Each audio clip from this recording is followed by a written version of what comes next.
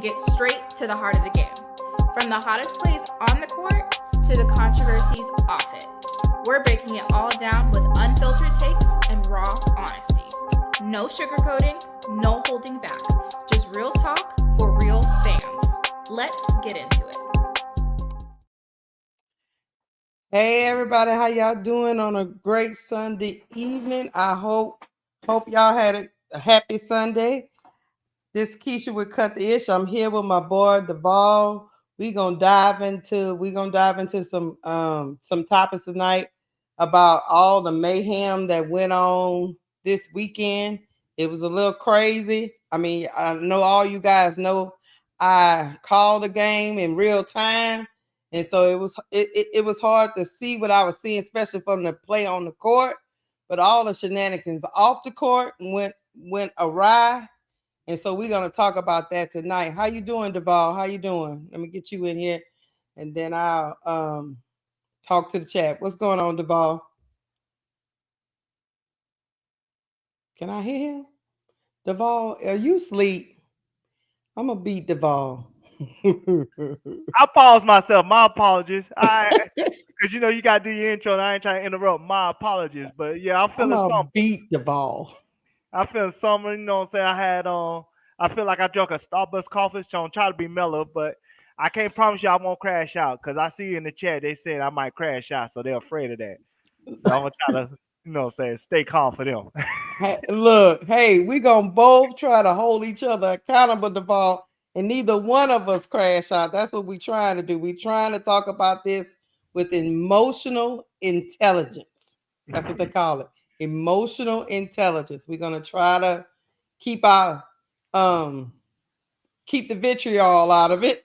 We're gonna try to keep it real and try to just talk about this topic in a reasonable way. But if we get passionate, please don't take it the wrong way, chat. Sometimes some things do get you a little heated, but that's why I'm here with Duvall, so he can keep me straight and I can keep him straight. The only thing we missing is Bro Clark to keep us both straight. I know. Bro Clark still out there in Cincinnati, and so he rolling around. I know he was up in the middle of the night last night, talking very eloquently last night. I was like, look at Bro Clark. Because Bro Clark preached to you like it's Sunday evening service. He do. Let me say hey to some people in the chat fast. Thank you for coming through. King Pisces Nation, Nathan, Tulip Plays. I see you, Miss Goody Two Shoes. Ready make away. Donna Cox, hi. ADP, what's up, girl? Big girl, what's big up? Girl, I see you rolling up in. Look at y'all talking amongst yourself while I was still trying to get my stuff together. We gotta say hey to Babyface Page. Page in the building, Van in the building. Look at that. Joe Mama in the building, Dean Sweet in the building. Hey y'all, how y'all doing? Look, y'all know the drill. Hit the like button. Tulip Plays talking about I ain't got off the bus already. I just got off the bus, came in, ran in. Y'all caught me on a 12-hour shift. No, I'm just playing. I actually had baby duty and was handing off babies and changing diapers. And then I got on here. Hey, Joe Mama, how you doing? Hi, Angela Dawkins. How y'all doing tonight? Big Girl said Keisha had to use the bathroom. Big Girl. You can't say hey to your mama, not saying hey to your mama daughter. They'll pack it. Hey, your mama daughter, I see you. Hit the like button, y'all. Hit the like button. They like peanut butter jelly. They like peanut butter jelly. They be rolling. You need both of them together. They be rolling together as a team. They ain't playing with you at all. Duvall, they say they don't like how your mama say, look, she got to have her baby girl come up here and make sure you be straight with her mama. She ain't playing with you. See, they'll they'll jump you in the club. You know what I'm saying? She ain't playing with you at all. Thank you for coming through. Chuckle Chatter, I see you. T. Camilla, I see you. I see Khalid Black. Hey, man, Patricia Burton, Miss D, what's up? Baller Behavior. That's a new one I haven't seen. Maybe I missed that one. Let me keep going. Hey, y'all, look. Carmen 12, I see y'all in the chat. Thank y'all for rolling with me late on a Sunday evening. We're going to get into it. We got 137 already in the building, so I'm gonna get started. We're Mm. gonna start we're gonna start off the ball with this statement Mm-hmm. from the WNBA. Look, they putting out statements, so you know something ain't right when they putting out statements. So here we go, y'all. It says the following is a statement from the WNBA regarding yesterday's game in Indianapolis. The WNBA strongly condemns racism, hate, and discrimination in all forms. They have no place in our league or in society. We are aware of the allegations and are looking into the matter. So it seems like the WNBA is quote unquote going to investigate what went on between the Fever and the Sky. How there's a lot of allegations out there that the Fever fans were in the stands yelling racist epithets and making monkey sounds, and they are supposedly going to do an investigation, even though they said some of these chants, some of these nasty comments were caught on live television, but they say they have to do an investigation. Duval, what do you get from this statement that the WNBA has put out? How does it make you feel? What you think they're trying to do? They're hearing the noise. Mm-hmm. They're hearing the noise from the outside. They probably came across those monkey noises comments and the allegations that's out there, Mm-hmm. and they don't want to be looked at as a racist league. So I think they want to put a PR statement saying they looking into the matter, if for nothing else, to quiet down the accusations that would be levied against them based on Kathy Engelberg and the WNBA front office choosing money over people's mental health and safety. Mm-hmm. Hmm. So, do you think they really gonna do an investigation though? I think they're gonna make a few calls, and Okay. then they gonna try to see if they can spin it in a way where everybody look clean in the situation. Because at the end of the day, they don't want to. They got two golden goose. They don't want to interrupt. They don't want to upset neither of them. So they trying to figure out how can we save face with both people. Mm. Okay. But the only thing I would say about this is, didn't they kind of already know that the Fever fan base had a section of it that have said many racist, homophobic, nasty things before? So they already knew that this was a possibility Hmm. with the fan base. Yes, And so if you already know that, they should already know what their response is to me. yes. But at the same time, this is such a delicate situation. They want to really take their time to put something together to make everybody look good in the situation. Yes, there have been accusations before, but it's never been with that second most popular woman in the WNBA. Mm-hmm. It's one thing when it's against Dejanay and Alyssa Thomas and DeWanna Bonner. They ain't on the level of Angel Reese. Fanfare wise, popularity wise, and everything else.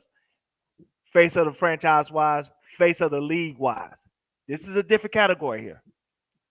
Like I said, this would be equivalent of if this the female rap game. Yeah, you could disrespect Cardi B, Sexy Red, and Lotto. Cool. Not Cardi B. I mean, you could disrespect Lotto, Sexy Red, and maybe what I'm saying, Sweetie. Yeah, yeah, yeah. But if you do Cardi B, what I'm saying, you got an issue. Cardi B got a big fan base. That's Right, why Cardi B still worth over $100 million. She only put out one album. right. So that tells you there's levels to this. It's one thing to do. It's one thing when, like I said, if it's like I said, the DeWanna Barnes and Alyssa Thomas and like I said, the Dejanay, okay, if they feeling that, cool.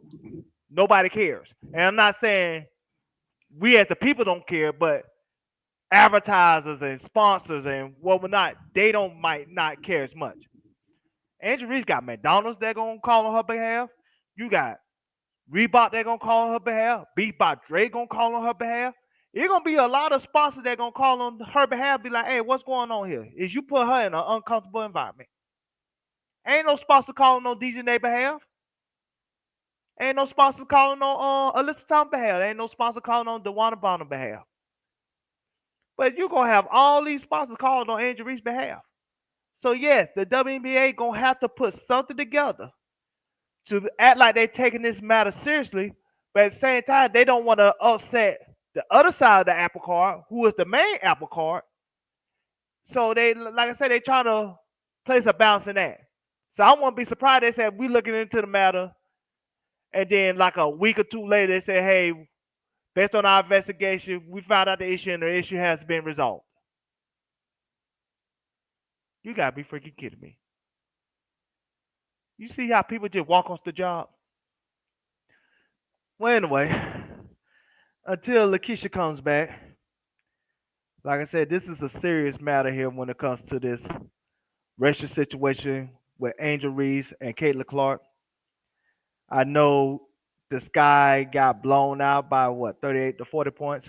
Don't care at this point because, like I said, they got their ass whooped. But the racial tension behind this game overshadowed what the results was in yesterday's game. So at the end of the day, I think the purpose of tonight's live was to point out the racism that the WNBA is starting to come across and wonder, hey, where are we going from here when it comes to how this game going to be marketed, and most importantly, the environment that they're going to put both players in when it comes to the racism that surrounds it. Because if we want to be honest with ourselves, this is bigger than just basketball. This goes down to racism. This goes down to politics. Like I said, y'all could Google this and it probably show up. But in 2016, when Donald Trump became president, they said, I want to say 50 to 55% hate groups had emerged since his presidency the first time. And so everything starts and ended with him. And so now you got a lot of these, I want to say, you got a lot of these people who was closet racist. Now they can all of a sudden feel okay being racist in public and being racist without feeling ashamed of their racism. But since you're back, because you walked off the job and you had me to hold it down by yourself. I did not. I saw a lightning strike outside my window, and then everything went. I had to hit the breakers. It cut out my whole what you call that thing, my modem and all that stuff had to reboot. Sorry about that. I was like, what the heck just happened? I'm back, and trust me, I ain't hear a word you said. I held it down. I ain't going to my soliloquy yet. I just gave him like a little background of what tonight's on live gonna be about. So yeah. And so I they'll know lost everything that I had already done messing around with this. I said, what the heck? It just happened. My kids came up here and said all the stuff is off, and we had to go throw the breakers back because I guess whatever triggered it, clicked it off. You know what I mean? Yeah. So I'm back though. So, like I said, after I explained what the live was really about tonight, and I even explained to him about when Donald Trump came into presidency in 2016, they said 50 to 55% of hate groups emerged since then, since his first presidency. And so, like I said before he came back on, I feel like because of him being the president, he made it okay to be racist. He made it okay to not feel like a shame for your bigotry and misogyny and racism and everything else. Even going on YouTube. Being a black conservative wasn't a money making business till Donald Trump became president. Right. And so all that a factor of what happened yesterday. But we can keep going, so we can start here. Mm-hmm. So you think all of this is, you want to start here with this? Yeah. What? Okay, go ahead. Let me read it first, because Yeah. sometimes you can't see it. But I would say this: Robert Griffin III tweeted out, I guess after he was watching the game, he tweeted out, after watching Caitlin Clark's flagrant foul on Angel Reese and the aftermath, there is no way Angel Reese can continue to lie that she doesn't dislike Caitlin Clark. I know what hatred looks like. Angel Reese hates, and he put in all caps, hates Caitlin Clark. Not some basketball rivalry hate either. Hate. Now read the bottom one, because I think that falls in line too with. Somebody responded to him and said, not merely a bad take. Given who you are, it's journalistic malpractice, even if it's just a tweet. If you missed last year, you know there's a sizable racist, delusional Caitlyn mob that has produced endless hate and death threats to Angel, and you are pouring gasoline on all that, feeding a monster. You know what's so sad about this? A Caucasian man had to tell him something that's obvious. But like I said again, disrespecting black people, and particularly black women, is a business. Mm-hmm. There's no money that could be made for disrespecting any other ethnicity or ethnic group or other race than black people, and most importantly, black women. And so when you got sellouts like Robert Griffin III that make these type of statements, they make these type of statements because they want to keep their fan base, because they need those consumer dollars from Caucasian Americans to keep their businesses open, especially somebody like Robert Griffin, who got terminated for ESPN. Fox Sports clearly don't want him.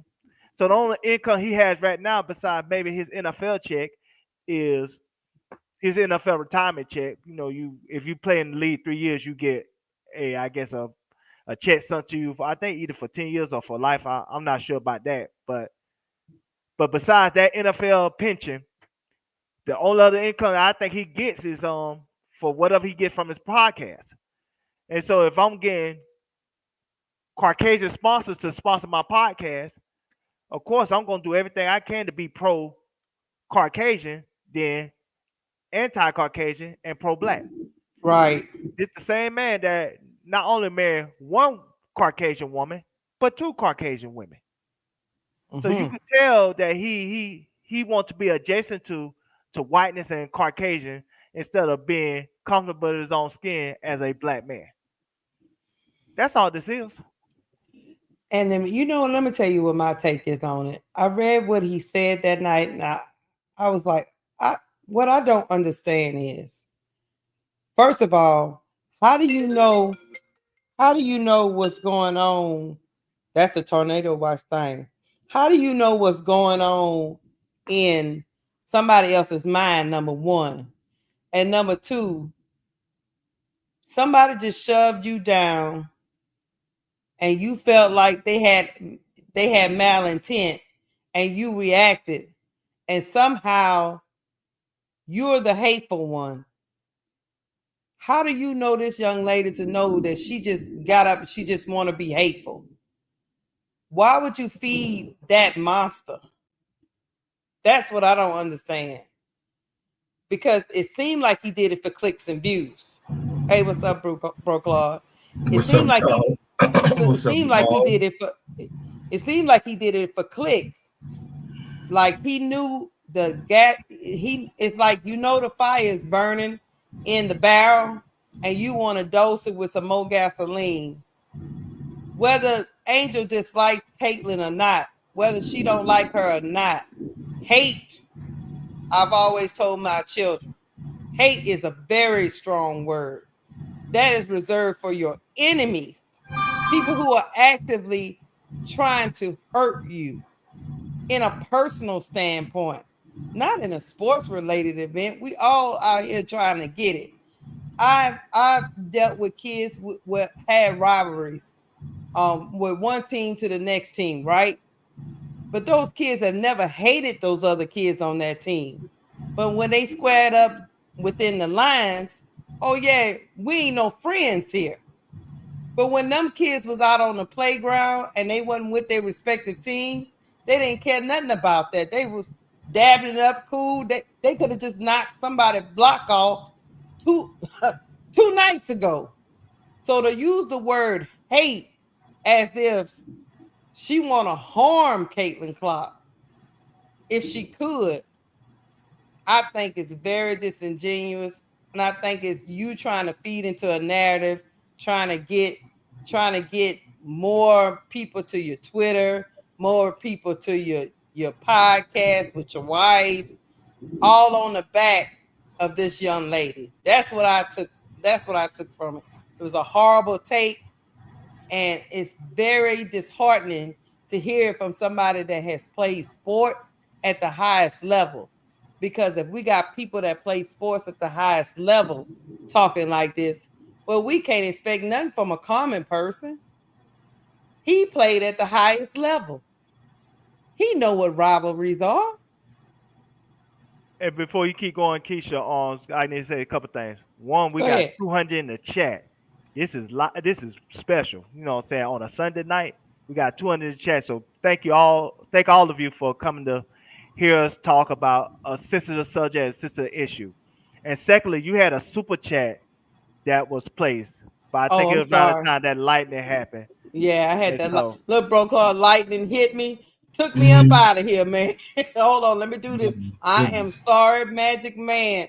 Magic Man Hero, thank you for the $2 super chat. He said, look.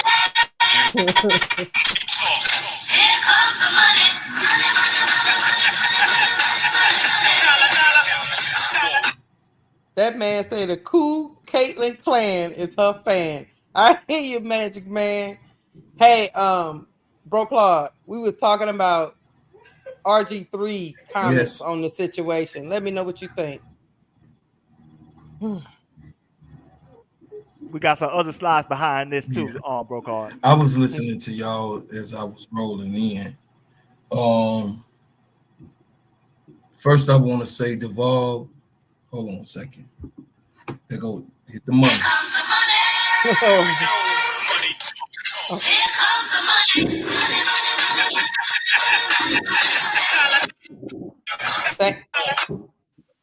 Shout out. Thank you, Shout out to Van. Van for the super sticker. Thank you for supporting my band. Thank you for supporting her. Look, I want to say this to Duval. They made you look like a scientist, brother. And I definitely want to tell you as your big brother, you look like a scientist with Camila Cardoso. As I went over that film, AB should have got her ass pushed on the ground, just like Flajay got pushed on the ground, because that was a hard blow also. And she gave her a hard blow trying to stop Angel. She didn't mean, listen, I know Aaliyah Boston. I know about Aaliyah Boston. I seen Aaliyah Boston in high school. She's a very, very meek girl. She's a very meek girl. But the politics of it all, what happened last year, the backlash of it all, that what happened last year when Caitlin got knocked to the ground by a hip check, the hate mail that she received last year that was just a simple, I know Angel stopped following her, but I would say the pressure just being an Indiana Fever player, for her being in her third year in this franchise, you guys don't even have a clue of what goes on in Indianapolis. That's right down the street. That's an hour and 45 minutes away from Chicago. An hour and 45 minutes. And Indianapolis, they did a lot of hanging. In Indianapolis in particular. I did plenty black expos, black women expos in Indianapolis in the 90s.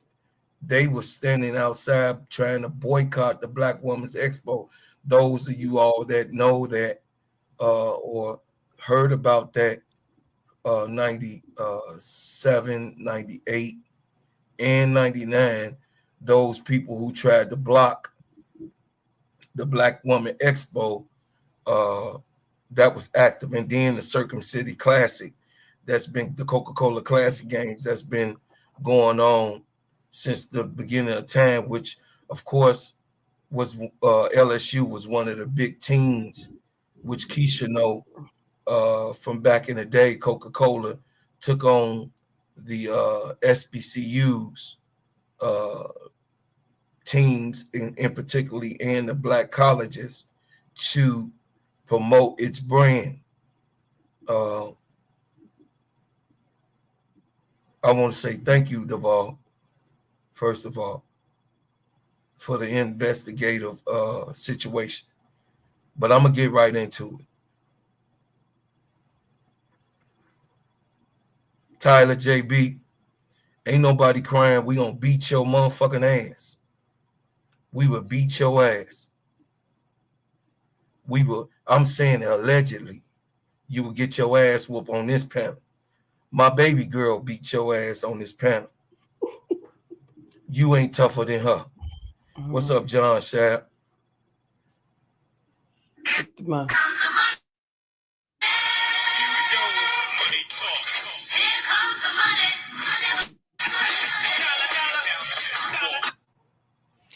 Thank you, John Schaap.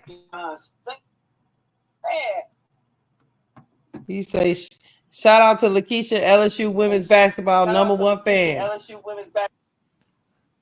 Before you keep going, Bro Clark, I know you got some other stuff to say, but this video you seeing right here, if people that think it's not intentional, look at the push off that she did with her left hand. Look at that left arm, how she extended. She didn't have to extend like that. That wasn't a basketball play. That was personal. That was you trying to hurt that woman. She pushed with both hands. Yeah, that's what I'm saying. But that left in particular really extended. Mm-hmm. And so that's just to show you that for the people that saying, oh, it was just a common foul, I gave you the angle, the best angle that you could ever see on the internet right here. That's not a common foul. That could have hurt that woman. And see what RG3 is saying is the way she reacted and got up means that she hates Caitlyn. No, it looked like to me.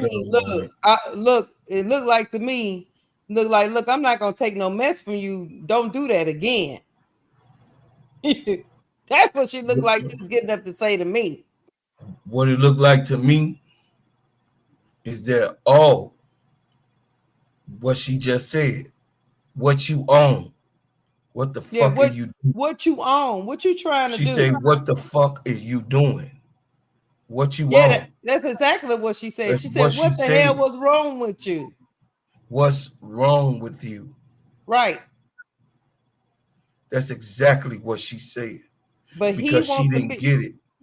But he wants to feed into the narrative, that black women are mean and we just want to whoop white women's butt and we want. That girl married a black woman. I mean, a white woman. That girl don't want to end her career. She seen that girl is very smart. She was about to tell that girl what the hell is wrong with her. What is your problem?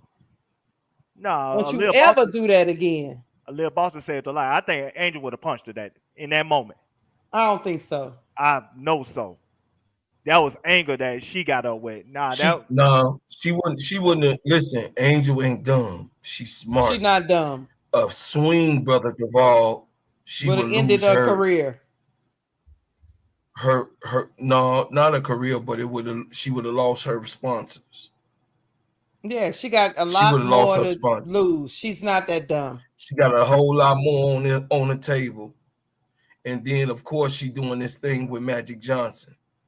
Yeah, the literacy program. I know. On the bully. Yeah. So she was not going to hit her, Duval, but what she was going to tell, what she wanted to do was put her finger in her head to let her know that I'll eat your ass up with these hands.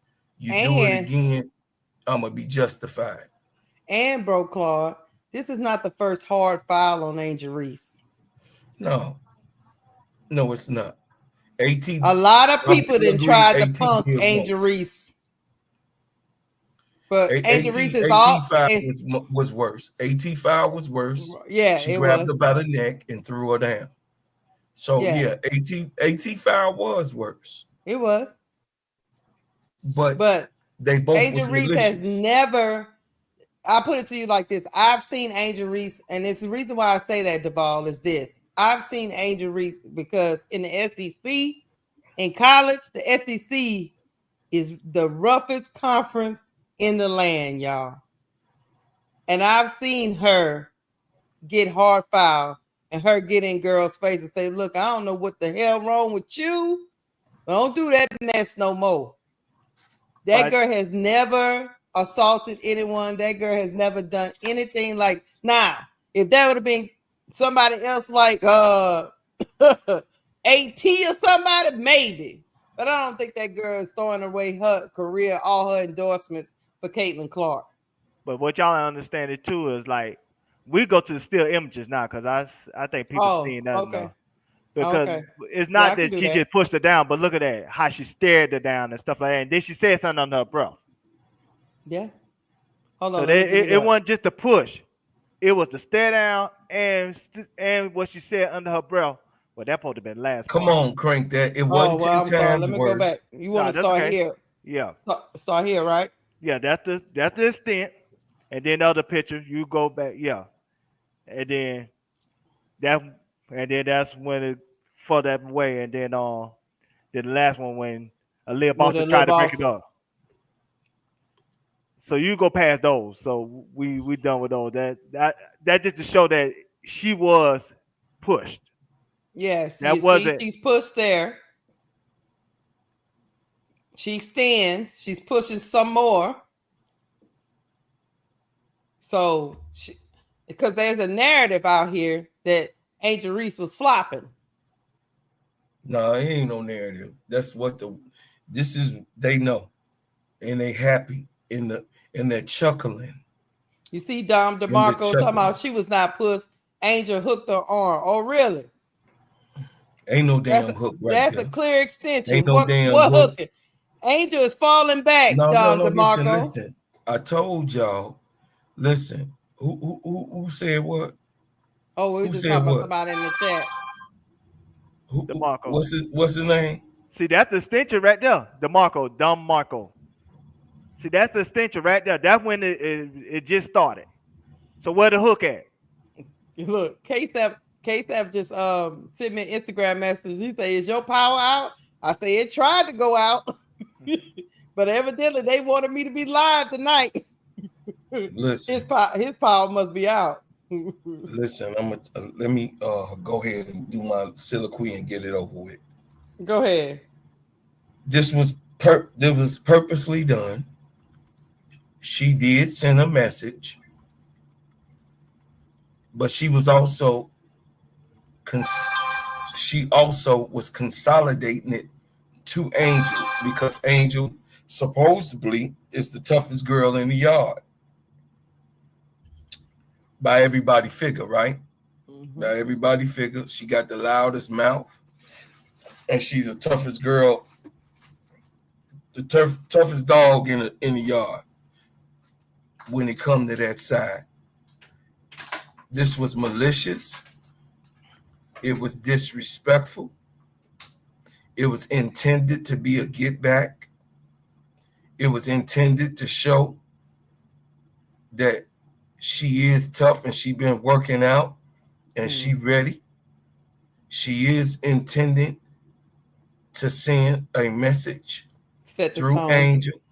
Mm-hmm. And what she did, this Caitlin is very, very intentive. She's an impulsive person.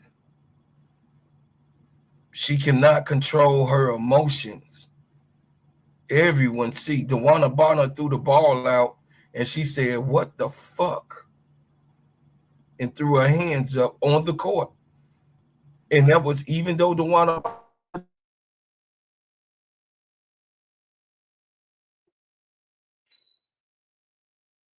He cut out, Lakeisha. Look, he sure did. So it's what? going to be a first ballot, Oh, now he back. a Okay. first ballot Hall of Famer. DeWanna Bonner finna be a first ballot Hall of Famer. So what? She threw the ball away.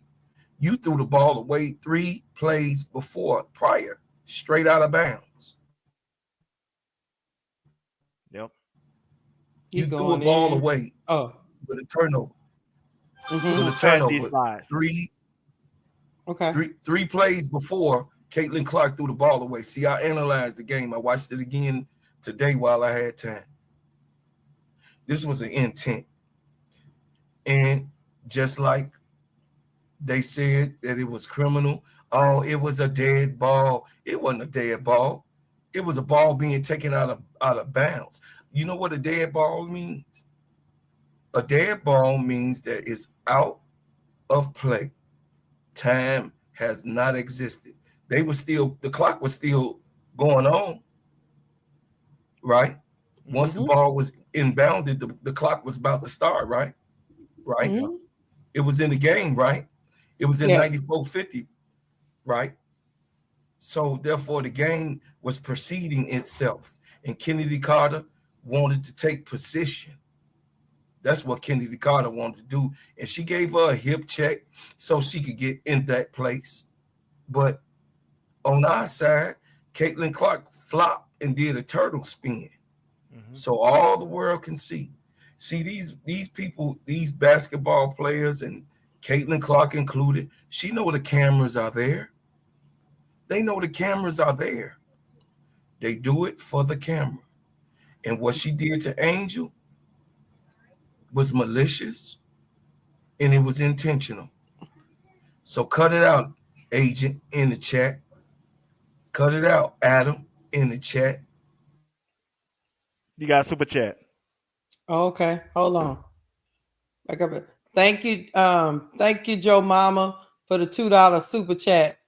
She said Marsh should have gotten up and said something to the ref. Damn, Bro Claw look like Mr. T, but he frozen. But that's okay. Yeah, he frozen. No, go to the next slide. Go to what's after that? The video. Which one? The video of They report that. Oh yeah, I can do that. Here come Bro Call back. Hold on, let me remove. Yeah, oh, he back. Y'all already know I'm on this hotel thing, but here you go. It was an intent, and I think that it should be upgraded, just like Kennedy Carter's was upgraded. I mean, they gave her a flagrant at the time. Yeah, so, I don't know. But the thing is that it should be upgraded, meaning that it should be talked about, like Kennedy talked about. It should be polarized, like Kennedy's was polarized. It should be told to the whole world that little black girl got pushed down. The Barbie got pushed down. It should be sent all over the airways and highways, which it did. But going to RG3, we know that he don't like his mama. And we know his mama don't like him, especially for what he just did. Right. Play the sound of Bro Claw, please. We got super chat. Play the sounder, please. I can't. That's okay. Thank you, Her Active Life, for the $2 super chat. She said Caitlin made a dirty play. She is exposed. So she always make dirty plays. She push off when she shoot. She pushed Pow off of her to make the 3-pointer, but Pow shook the shit out of her ass. The very next play, Pow shook the shit out of her ass and didn't have to use a forearm or extended arm to push her off, and Pow dropped bottoms on her ass. So Caitlin intentionally done this. RG3 is a raccoon. He's a He's a black woman hater, allegedly. Mm-hmm. His aunties, his cousins, and his sisters don't like him. I know his family members hate that he even come around with that skunk. You know what I'm saying? Because it's disrespectful. And I would never, Sister Keisha, I would never let no black man dishonor you or none of my sisters that's in this chat. It was dishonorable to you guys. It made y'all also look like the mad black woman. The mad black woman. The mad black Feed woman. into the stereotype. So at the end of the day, RG3, I hope you click on because Sister Keisha is somebody to watch. I'm glad your punk ass got fired because you're a weak ass mother sucker. I didn't cuss, mama. I didn't cuss. I see. You're weak mother sucker. And your mama, your auntie, and your cousins and your sister don't like you if you got one. That's it. I'm done. Thank you, Dre Stewart, for the $5 super chat. He said, Kathy, better handle it because dudes in Chicago are definitely upset. I agree. Do you got that video yet? Yeah, I got that video. Hold on one second. You know, Chicago rep me. Trust me. Hey, let me tell y'all something in the chat. Let me tell y'all something, bro, Claude. Now, who was sitting courtside at the game, running his mouth and heckling Angel Reese, making monkey noises. Making monkey noises. Was this guy? Let me stop the screen, and I'm gonna play a little bit of what he said on his podcast. You know, everybody got a podcast now, bro, Claude. And he was sitting courtside making monkey noises at Angel. So let me play a little bit of this. Hold on. Dinner with Caitlin Clark. So I had dinner with Caitlin Clark. Last night. So I had dinner with Caitlin Clark. Last night, and we're talking up, and we're just talking about different stuff. So I had dinner with Caitlin Clark. It ain't but hold on. What you can't hear it? Because I can hear it. Oh, do you hear it? Yeah, we hear. Okay, hold on. Let me see if I can hear it. I can't hear him. So what did he say? You muted it now. Now you mute. Go back. Go back. You muted now. You see. Oh, you talking about different stuff. So I had dinner with Caitlin Clark. So tell me what he said. Last night, and we're talking up, and we're just talking about different stuff. So he said I had dinner with Caitlin Clark, and then the panel was like, "Oh," he said, "We were just talking last night about different stuff." So he was at the game. He was the one that was accused of making monkey noises courtside. He had the Indiana Feeder jersey. He had a Caitlin Clark jersey on. So it's associations like this that made Caitlin Clark look bad. Mm-hmm. And I ain't gonna really get to my soliloquy till at the end. So like I said, we can move past this. I know we got some more slides about other stuff, right? Mm-hmm. So what you want to pull up next? Well, first I'm gonna pull up one of the fans. Yes. Talking about what happened. I'm gonna take him down for a minute. Yes. And then pull up one of the fans just talking about what he was listening to at the game. Hold on. Matter of fact, Dave Portnoy is the one that started the hate train, the racist hate train towards Angel Reese. He the one that started it. Before I do that, let me get this super chat. Been going on. Thank you, John Shaft, for the super chat, $5 super chat. Why wasn't Clark ejected for a clear assault by Clark on national TV? It wasn't a basketball move. Thank you for your. Did I miss? I feel like I missed another one. You missed Babyface Page. Babyface Page. J Rod, thank you for the $5 super chat. I missed that one. And let me go a bit. And Paige, thank you for the $5 super chat. She said Kayla has been the same way since college. She's the one that waved at Raven Johnson in the Final Four game. Yes, she was, baby. So let me. Why Paige look like a Cabbage Patch doll? I don't know why. She look like a. She's a sweet little girl. You better leave my page alone. Cabbage Patch doll. That boy stupid. He better leave my page alone. You hear what I said? That choke mouth up. Shut up. So here we go. Y'all gotta forgive my brother. He a little retarded. It's all right. He used to wear the helmet. He grew up out of the helmet. Now he can walk around just like regular folk, but sometimes he slip into the retard hat and they forget to give him his helmet. So it's okay. Y'all already know the ball is off the rails. Say the ball off the rails. Off the rails. Don't forget, I get my grilled cheese sandwiches. Let me let y'all listen to this. Y'all ready? Oh my God. Yeah. Here we go. Why you do this, Keisha? He on mute. Am I on mute? No, the audio is on mute. Y'all already know Keisha on the yellow bus when it comes to technology. You know what it is. Stop it. Okay. Hold on. Here we go. Hold on. Why the heck is it not? Ever since I don't. You gotta play it and then unmute it. What the hell? Yeah, you gotta play it. And my team won. Is it? Can y'all hear? That should speak volumes. My team won, and I was still completely drained. First off, I want to call out the Indiana Fever organization.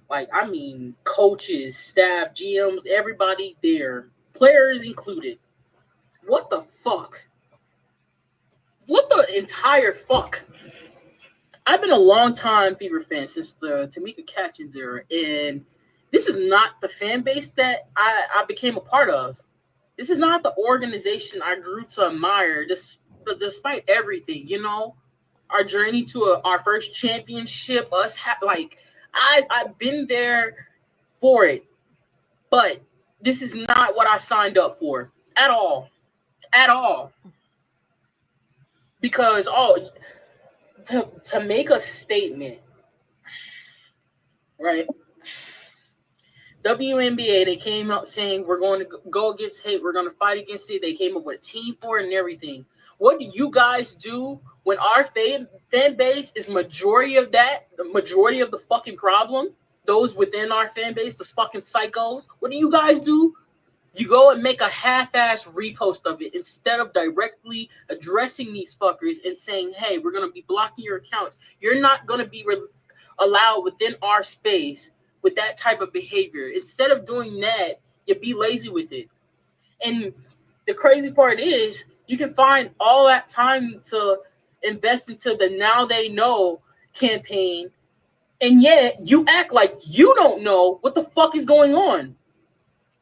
That's why, for me, sometimes watching the press conferences and stuff, it doesn't feel real.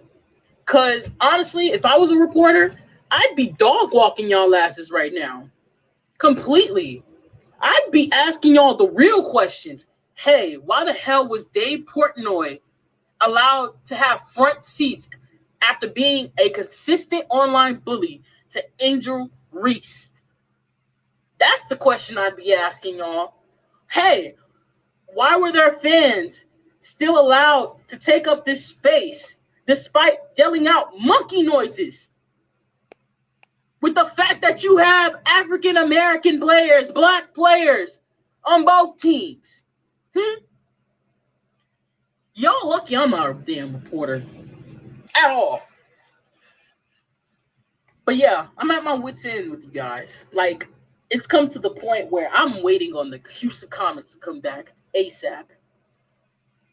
And I've held out love for y'all because one of my favorite players of all time played for you guys. And I actually grew up watching her. And I stuck with her, guys. It's what you guys, for her. But she ain't here no more. She don't play for you guys anymore. She's retired. She's a legend in herself, in her own right. I'm about done with this shit. great team. It's like it's the blessing and a curse. It's a great team. You can't deny the talent. But you can't even enjoy the great parts of it because the hate's still there. The vitriol's still there, and it's unacceptable. Unacceptable. Get it to fucking together. Things I want to address because, as you know, the shit that's been going on. I had to take my black ass to sleep. I smoked a joint. Damn. And he a Fever fan, y'all. And show the I guess the screenshot of the one of the fans that was at the game. Cause I sent you a couple of them. Okay, hold on. Thank you, Doretha Epps. Thank you. I agree with Duvall and Bro. Okay, hold on. Yeah, I agree with Duvall and Bro. Thank you, Doretha. Look, that baby say he getting tired.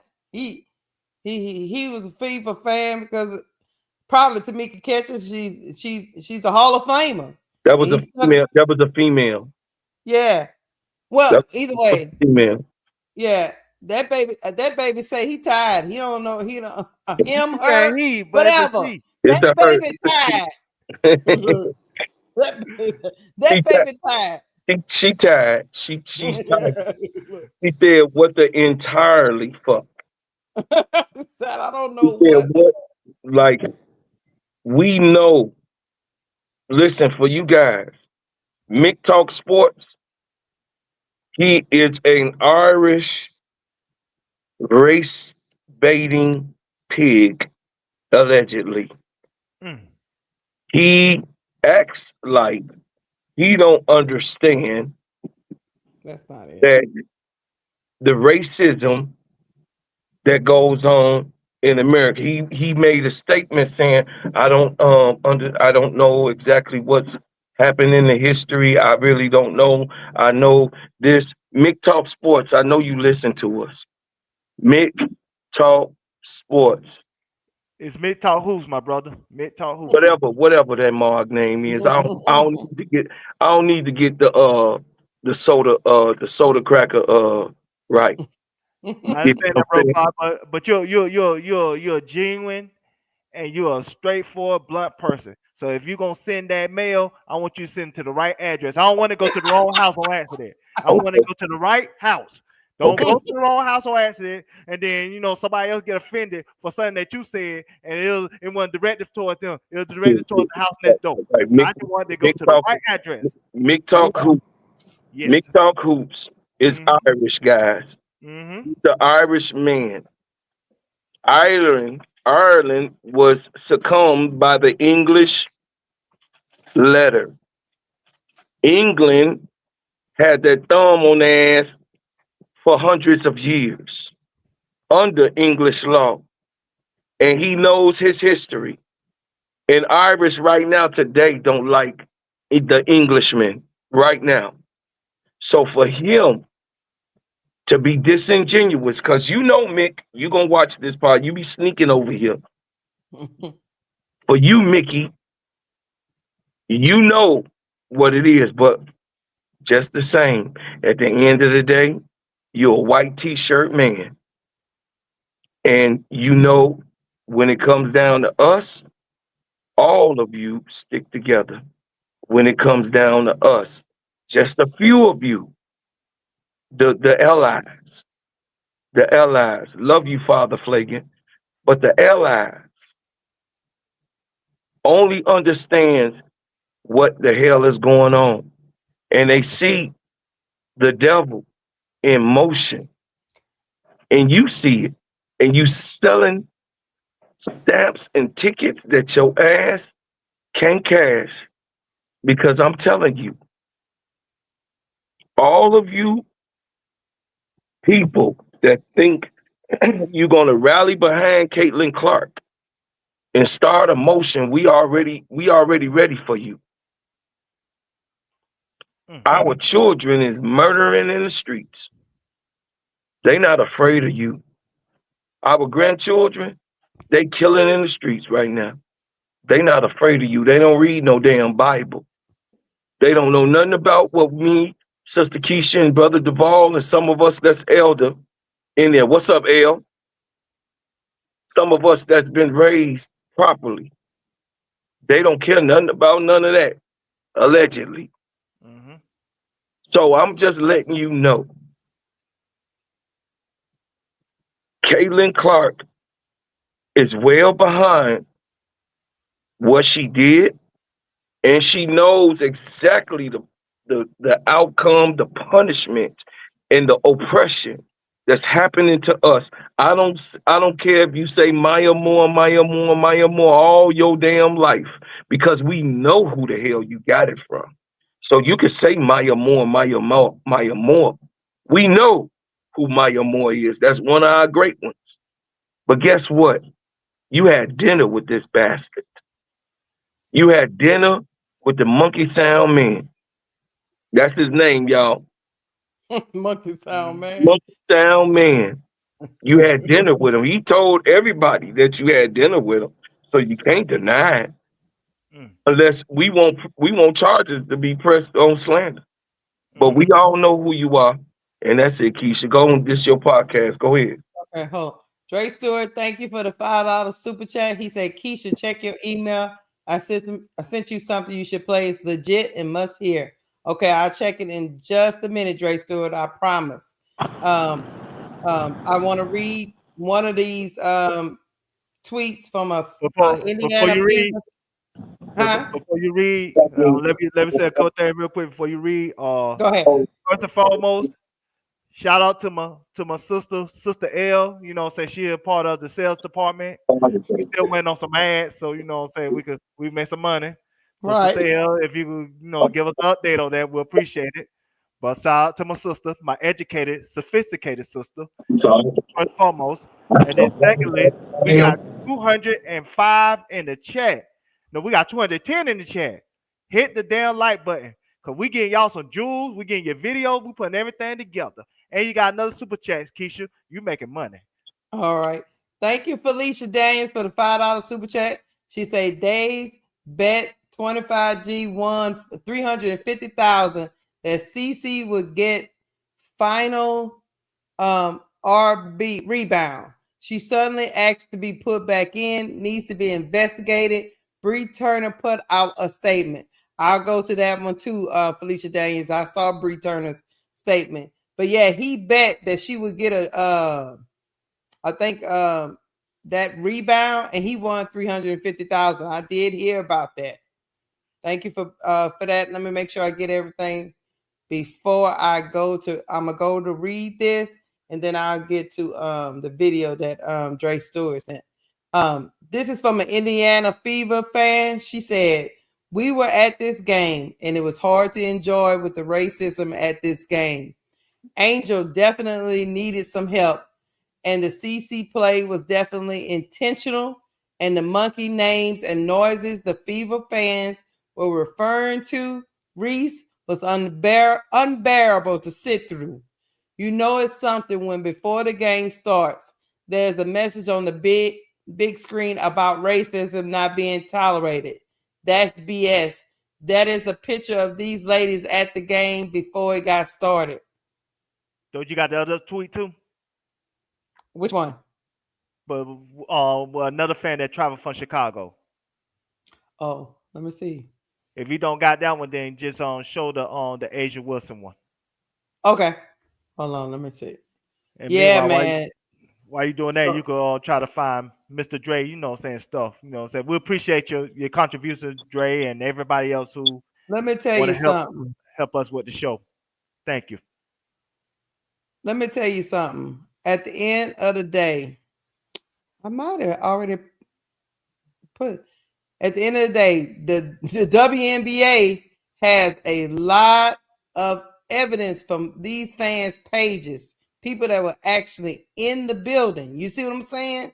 They don't care. They don't. All these people cannot be lying. Is this the Asia Wilson one? Yeah, that's the Asia Wilson one. That's what she said last year. So if you want to read that out, this last year, that's something that I've really seen this year that I've never seen before. It's just like, damn if you do, damn if you don't, and you constantly have to live in that life for 4 months and overtime. It's just I dreaded being in Indiana, not because it was like the city or nothing. It was just like, I just don't want no SHIT to pop off.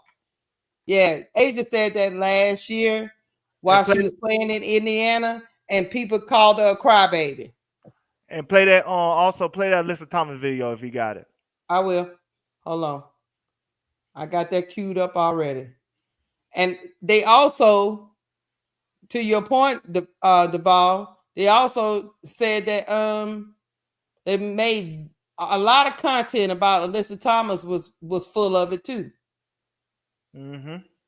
They said this. Here's Alyssa Thomas. 11-year career, I've never experienced the racial comments from the Indiana Fever fan base. We had her face on a serious matter that happened in this world, and it's unacceptable, honestly. And there's no place for it. And we've been professional throughout the whole entire thing, but I've never been called the things that I've been called on social media, and there's no place for it. And basketball is headed in a great direction, but I think in my 11-year career, I've never experienced the racial comments from the Indiana Fever fan base. We had her face on a serious matter that happened in this world, and it's unacceptable, honestly.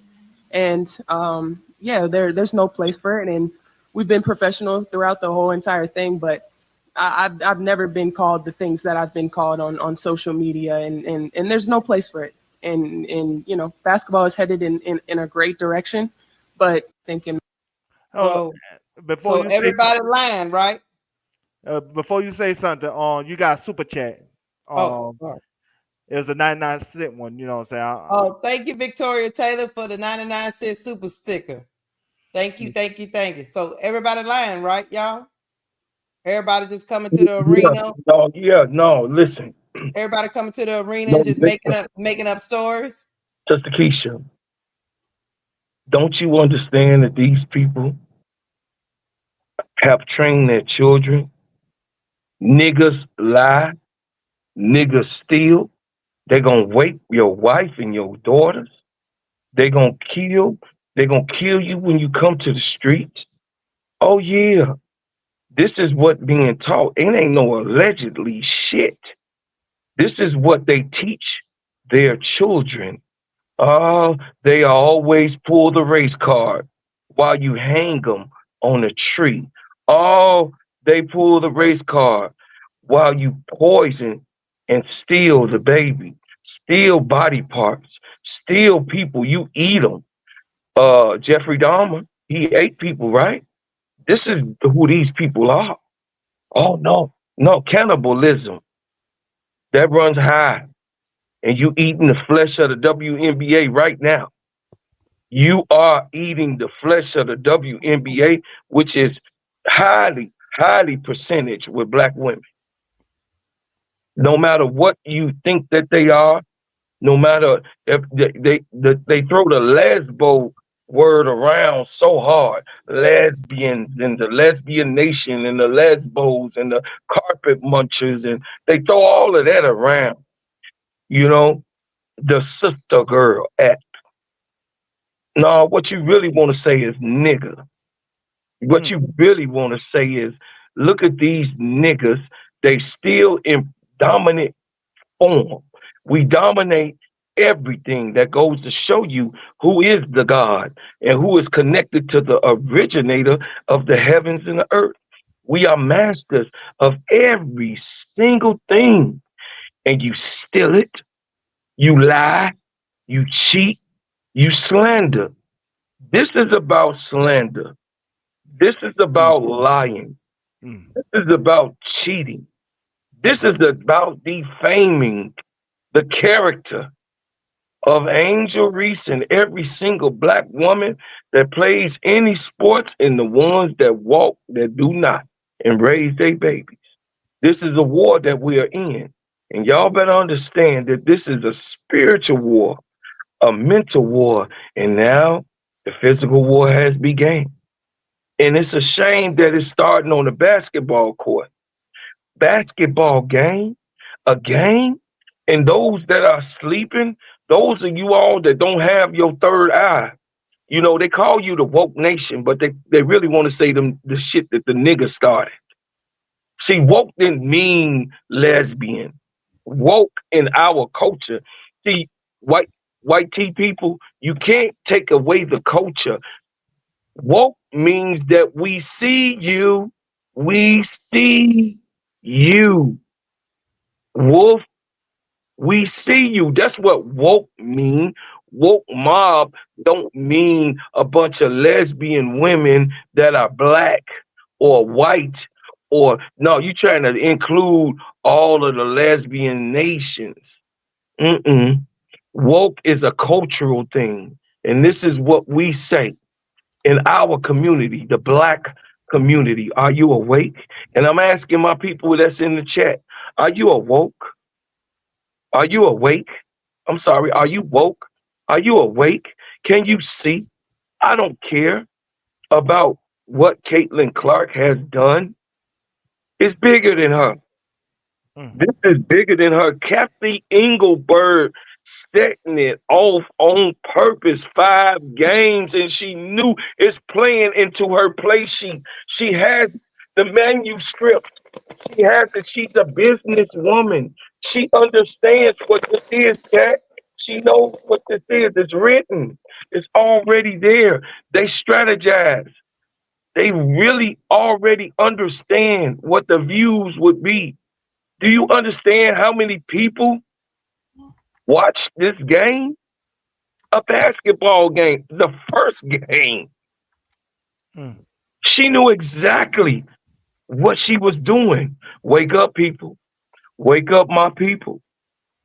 Don't you ever take them lightly. Because Muhammad Ali, I'll let you go, Duvall. Muhammad Ali said, if it was 10,000 snakes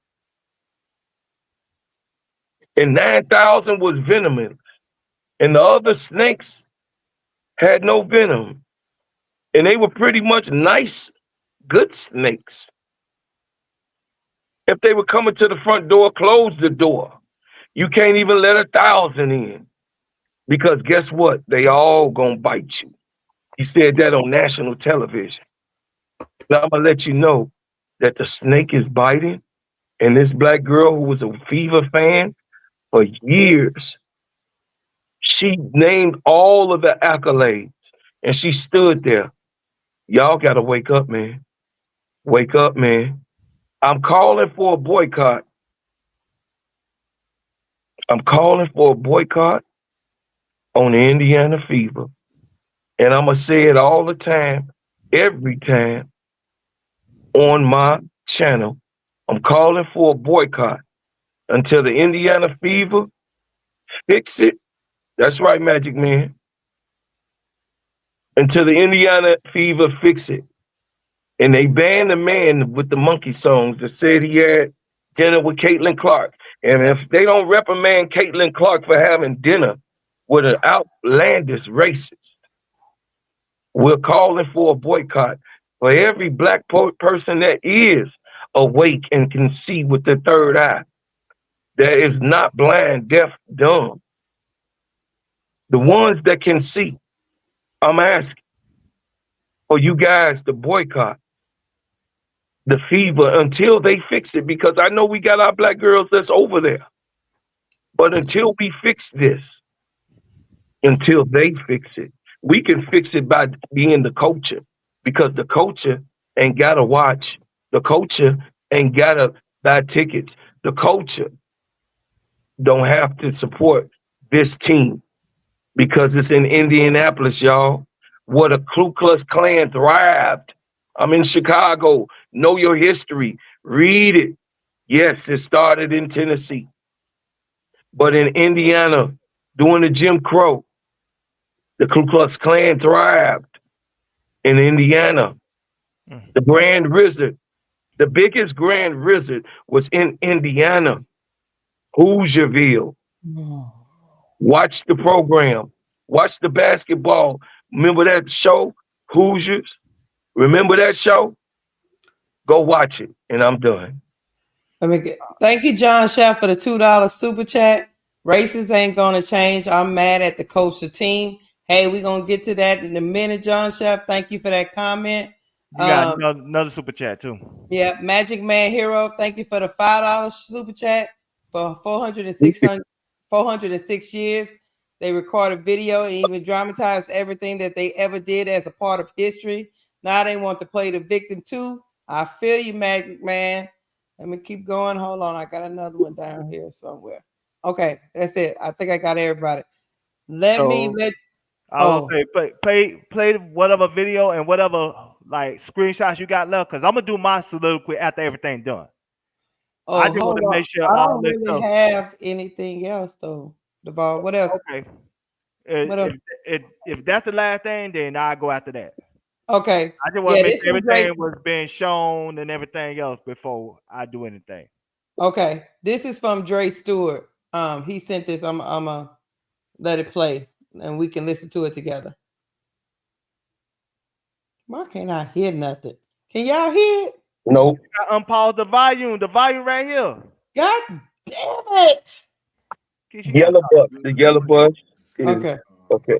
Isha, I'm going to put your ass back on the smoke. I wanted to get a quick take on what I saw yesterday in the Indiana Fever versus the Chicago Sky game. First of all, this game was scheduled on purpose because the league has two goals. One is to get Caitlin Clark a championship, and two, to get Caitlin Clark to be the MVP of the league. And they want this on a repeated basis because they realize it brings in the most clicks and the most views and the most this and the most that. Screw the other players. Screw the other great players. They don't care. They don't care. See, the thing with Asia Wilson is she plays basketball. The thing with Physicality, she plays basketball. Breonna Stewart, Jacqueline Jones. Y'all can't hear? Yeah. I can hear a little bit. Okay. Let me see if I got let me turn it up. Hold on. Let's try it again. Good morning, everybody. This is Scott coming to you from. Can y'all hear? I can hear a little bit, yeah. Listen, I wanted to get a quick take on what I saw yesterday in the Indiana Fever versus the Chicago Sky game. No. First of all, they say they can't hear it. You can't boost the volume? That is as loud as I can hear it. I can hear it, but I got headphones on. Yeah. They say y'all smoking. Hold on. Let me see if I can take out my. Yeah, but you better knock it off. Hold on 1 second. I'm gonna take out. Y'all give me 1 second. I am gonna put the speaker. Well, first of all, why isn't it on my AirPod? Hey, Marvin said he could hear it. Okay. Drake say turn it up. Okay. Here we go. Hello. Y'all can hear me. Let's see if we can hear it again. This game was scheduled on purpose because the league has two goals. One is to get Caitlin Clark a championship, and two, to get Caitlin Clark to be the MVP of the league. And they want this on a repeated basis because they realize it brings in the most clicks and the most views and the most this and the most that. Screw the other players. Screw the other great players. They don't care. They don't care. See, the thing with Asia Wilson is she plays basketball. The thing with Physicality, she plays basketball. Breonna Stewart, Jacqueline Jones. I can go on and on and on. These players play basketball. They get out there and they play their basketball. But the long story short is the league is not invested not one single bit in making the rules fair for everybody to become MVPs and fair for everybody to win a championship. All right, y'all. I can hear it just fine, but you guys say y'all can't hear it, so I don't use to playing it. If y'all can't hear, that's the loudest it can go. I mean, y'all seen I pulled it all the way up. I'll try to because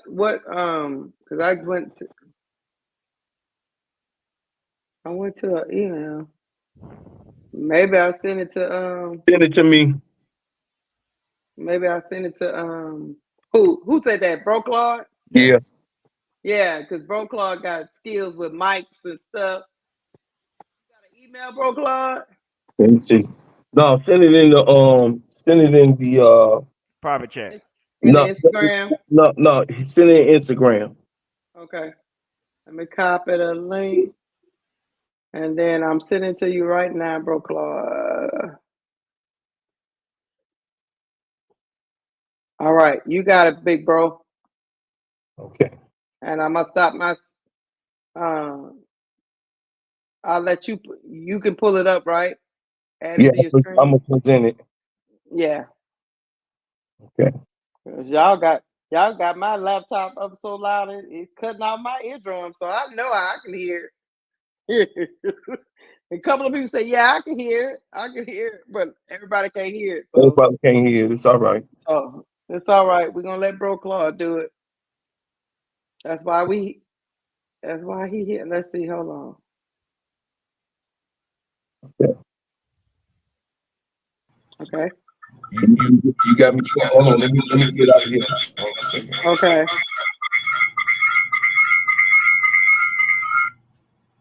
Okay. Okay. Man, that shit sound like it was something on Jason. Friday the 13th. Right. Yeah, stop that. He had two things going. Hey. Look, people in the chat talking about what phone you got. I can hear it. I mean, I had that thing up to 99 and it was busting my drums, y'all. While we trying to get this together, we got 215 in the chat. 215 in the chat. Hit that like button. Hit this like Hit button. the like button. Hit the like button. We put on a show for y'all. Hit the like button. And meanwhile, while Bro Claude try to fix his Jason impersonation.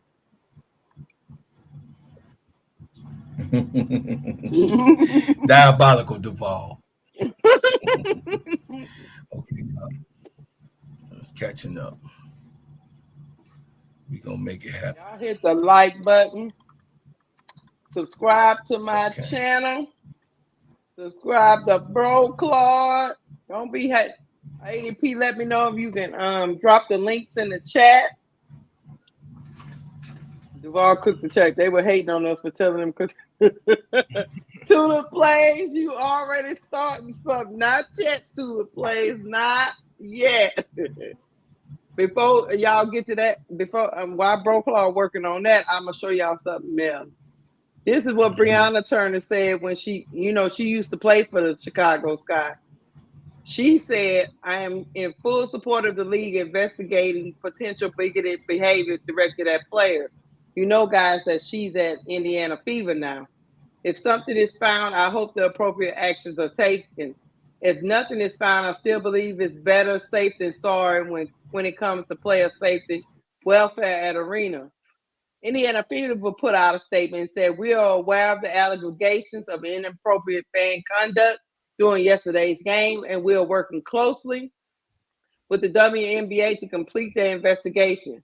We stand firm in our commitment to provide a safe environment for all WNBA players." So they say. Okay. Oh, you got it, Roger? I'm finna present it. Yeah, I'm finna present it. And also, Lakeisha, while you doing that, I just reposted that last tweet that you didn't post yet on your on the timeline. I got it. So you can show that real quick because that's speaking to this situation. Okay. Keisha, you let me know when you're ready. I presented it already to you. All right. I'm ready. Go ahead. Okay.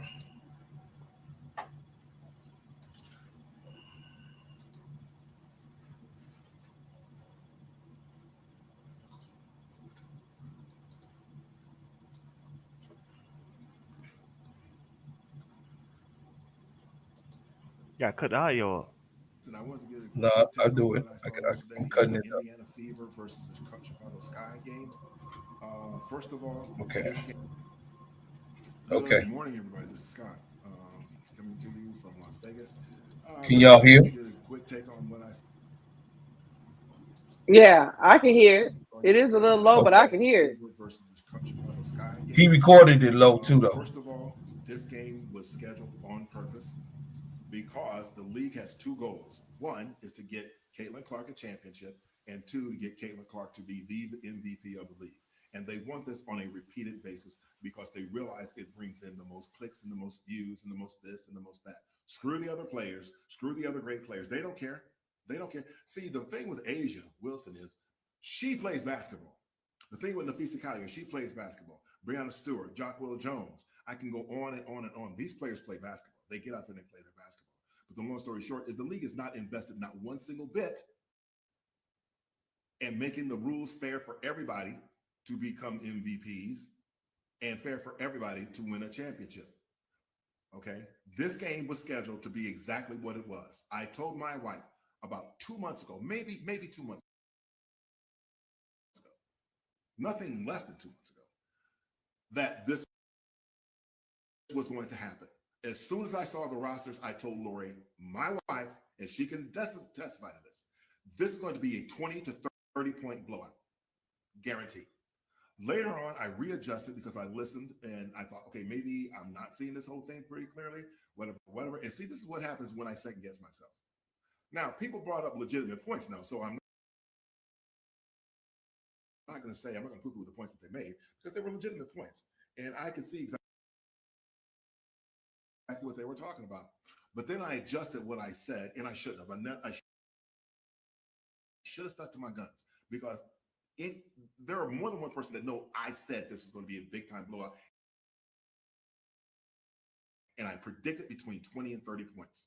Because if you look at the rosters and know what they did, one of the things I said from the very beginning, and I've repeatedly said it on TikTok, was they have three originally, before they got any free agents, meaning the Fever, had 3 double-digit scores. They went out and got at least 3 more. Okay? In what world do you not think that's going to matter? In what world do you really think that's not going to matter? Of course it's going to matter. And who does Chicago go out and get? In the free agency? Chicago says it wants to build around the 2 rookies. Well, Angel came to play yesterday, and to me, as far as I can tell, about the only one that did. Chicago organization management is trash. Not the team itself, but Chicago is trash. Management, Jeff and the general manager is trash. I have no respect for that man whatsoever. Ownership, I have no respect for them whatsoever. They knew they put out there a bad product, an inferior product. They put a product out there that does not in any way, shape, or form resemble or even give you the indication that they are trying to win a championship team. That's exactly the truth. And I'm going to say it. This is exactly how I feel. I love Chicago. I love the Chicago Sky as a team. The women, I'm fine. And I love me some Angel Reese. But she showed up to play yesterday. She showed up to play. Well, she showed up to play last year too. So surprise, surprise. And exactly what I thought was going to happen did happen. Angel Reese was going to be what she did. Next thing you know, everybody else comes in with subpar performances. Atkins, 12 points for the case to be? No, Atkins has got to be averaging, since you went and got her and you traded draft picks to get her, averaging at least 16, 17, 18 points a game, if not 19. Because there is no more firepower that can average that kind of points. Oh, you have spot shooters. You have some people that can chuck up some damn 3-point shots and make 2 or 3 of them, maybe. But anybody who thought that Chicago, is looking like they're headed for a championship level, it's crazy. Now, I know they're going to play again in a couple more weeks, and I think it's going to in Chicago, whatever the case may be. But unless something really dire happens, it's going to be another Indiana win. So, I mean, that game was pathetic. You get blown out on TV by 30-some-odd points.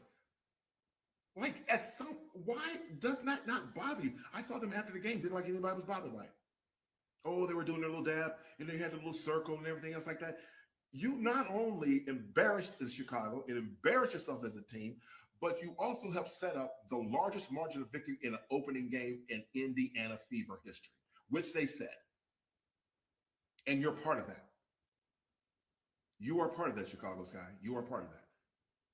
Don't get me wrong, the league set you up.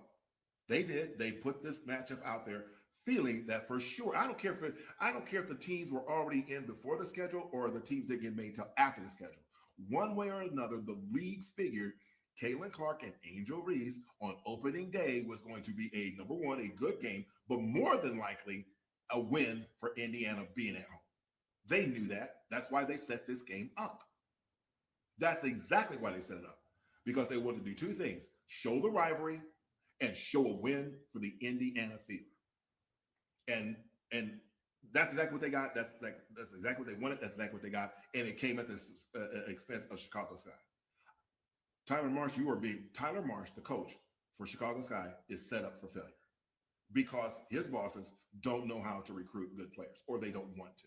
They're not trying to win a championship in Chicago. They're just trying to put a product out there on the team that look halfway whatever around Reese.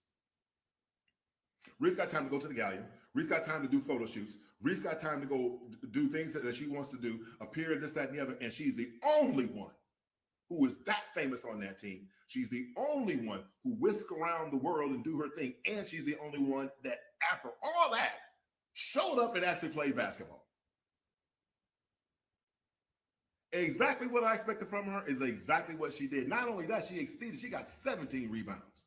I don't want to hear about no offensive defense. Stop, y'all. Stop with that BS. If she's getting offensive rebounds, quote unquote, from her own misses, then that's a reflection of the other team's lack of knowing how to freaking box out. That's a lack of somebody not putting a body on her. You know what the game is with Reese. She's a hell of a rebounder, period. Don't try to get away from that. You don't have a game plan for that? You knew what she did last year. She set a freaking record with it last year. Let me see if I can get this straight. You don't know that Reese is going to hit them boards hard. You don't know that. Yeah, right. Okay, fine. Yeah, say you don't know that. Now let's go to the other side and the other star, Caitlin Clark. For all of you guys that talk about stat padding, you are up in a game by 30 points or 27 to 30 points at the time you insert CeCe back into that game when there was less than 4 minutes to go, which there's no indication that Chicago was making a comeback, not by that many points, because she was one rebound short of a triple-double. That's exactly why you put her in there, so she could get it. Pleases the crowd, pleases the casual fans, pleases the internet, pleases the WNBA. That's exactly what they did. Oh, get her in there so she can get that. Because there was no godly reason, for real. It had nothing to do with winning the game, right? Her being back in there at that time had nothing to do with winning the game. That game was in hand and in the books. Nothing was going to happen other than Fever walk out there with a win.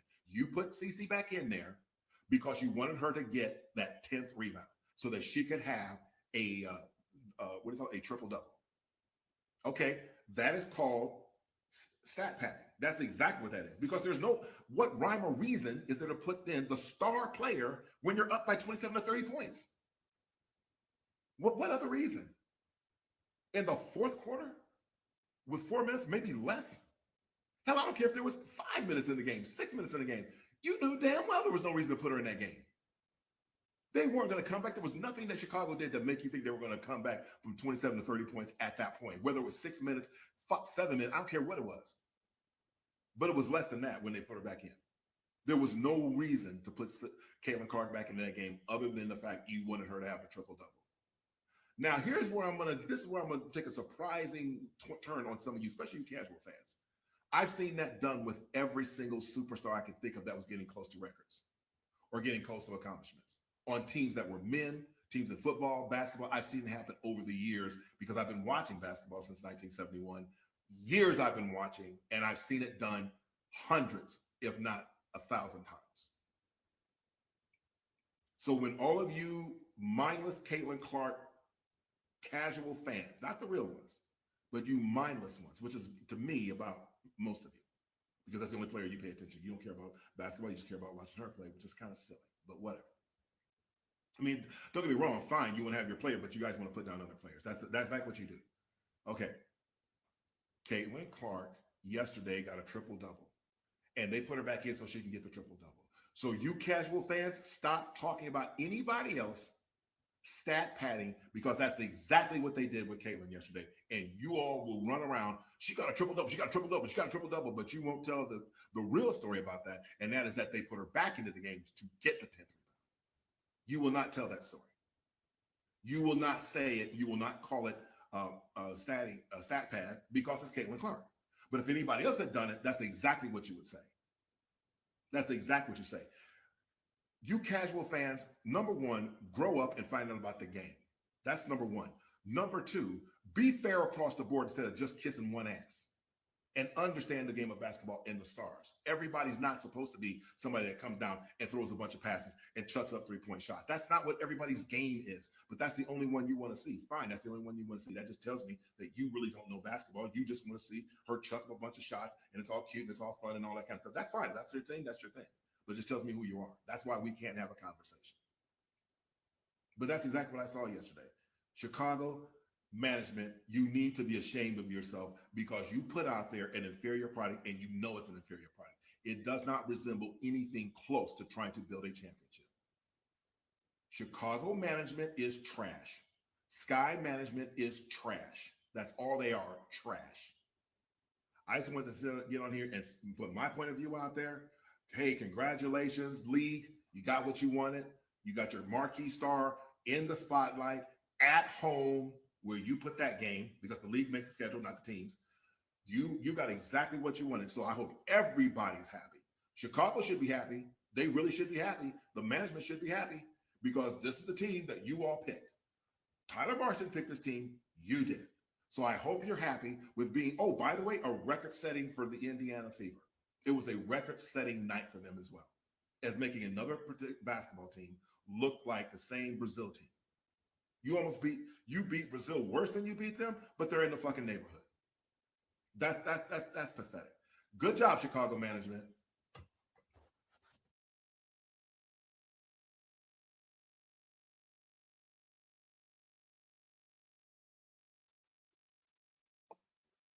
Look, well, tell us how you really feel. Hold on. Take no lies in his whole soliloquy, Devon. None. Because they actually did let them set them up for the okie doke. Mm-hmm. You know, this is what you wanted to right? Yeah. It says travel from Chicago to Indy for the game today, and I will never be. I can't see what that say. That again, the things I heard Fever fans screaming at the arena are nasty and blatantly racist. Nasty and blatantly racist at Indiana Fever. How much longer can you let this go on without addressing your harmful fan base? Did you see that last super chat? Oh, hold on. Yeah, that was a super chat before we let Deval dive in. Let me go back up here. Oh, please. Oh, here we go. Amy Sue, thank you for the super chat. She says, I think the attack was planned. Look at Dave Portnoy's March 9th tweet about Caitlyn inflicting physical violence on Angel. Link is in the chat.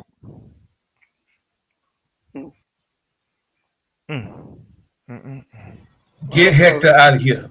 ADP, big girl Jonathan Gonzalez, get Hector out of here. I don't want him in this chat, on my sister chat. Get him out of here. He's a pig. He's a bigot. Get him out of here. I went to his page. He got a makeup play. He had a makeup page, and he's a white boy. Yeah, that's a bigot. Get him out of here. Yeah, you ain't think I was going to find you, Hector? I found you, Hector. I found you. Get him out of here. Tulip Plains, get him out of here. Get him out of here. We don't want you here. You're not welcome to the barn where we have to open up the Bible. I think they got him out here because I don't even see him no more. Okay. Deval, you ready to cook? I'm gonna get it in. Get it in. Go in, B. Go back in, B. I'm gonna quote my boy Tupac. Uh-oh. I ain't gonna quote him exactly. I'm gonna kind of paraphrase and put in my own little way. Okay. I want to say, Revenue T? I want to say, fuck Indiana, their organization, as a record label and a motherfucking crew.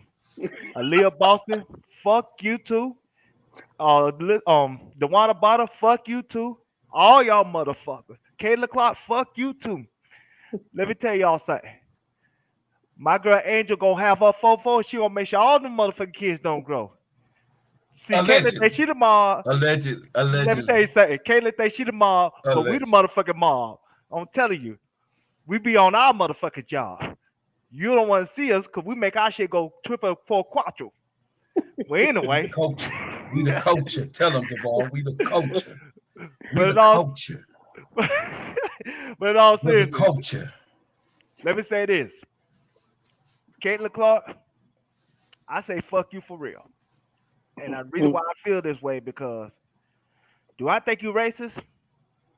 I want to believe not. But I also want to think that because of the platform and everything you have, you would denounce this type of behavior. But you won't denounce this type of behavior, not because you don't have the ability to announce this type of behavior. You don't want to denounce this type of behavior because you benefit from it from a popularity standpoint and a financial standpoint. She's no different than Taylor Swift. Taylor Swift allows her fan base to attack Beyonce's fan base, cause all kinds of racist stuff in the name of supporting their fave. And she turned the blind eye to the shit like they ignorant, like they motherfucking retarded, like they don't understand what the hell is going on. Like they need a hooked on finance book. That shit ain't cool. Caitlin Clark, you have too big of a platform to allow this to happen under your name, under your watch. But you don't care. Why you don't care, Caitlin? Because you know without that racist fan base, you wouldn't be as popular you are today. See, I had another screenshot, but like I said, we ain't sure, but that's okay. Before Caitlin Clark and the Angel Reese game, Caitlin Clark had a 5 rating against South Carolina. And most of those fans were South Carolina fans. They weren't our fans. They were South Carolina fans. Without that racist, what that you can't see me, bro, from Angel Reese, which is right here. Without that you can't see me moment, Caitlin Clark will be viewed just like Sabrina Ionescu. A very good white girl, but nothing more, nothing less.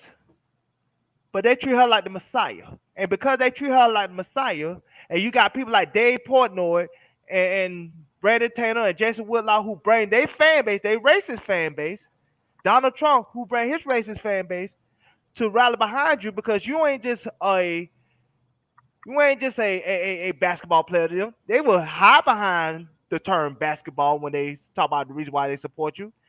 The real reason why they support you because you are a symbol. You are a symbol of racism. You are a symbol of misogyny. You are a symbol of white excellence. You are a symbol of white power. You no different than the red MAGA make America great again hat. No different. Because that's how white people see you. And Caitlin Clark knows that. Caitlin Clark sees that. That's why she said in that Time magazine that she knows she had white privilege. And yet you don't use your white privilege to shed light on bad behavior of your own people. See, you choose money and fame over integrity and character and morality. See, somebody like you and Paige, there's no comparison because you will never be a Paige. See, one thing about Paige Becker, she could have that white privilege too. But Paige loves black women. And her love is real, her love is genuine. Now, she maybe love black women too much because her and old girl, she had to take one of them. Allegedly. She had to take Angel from us.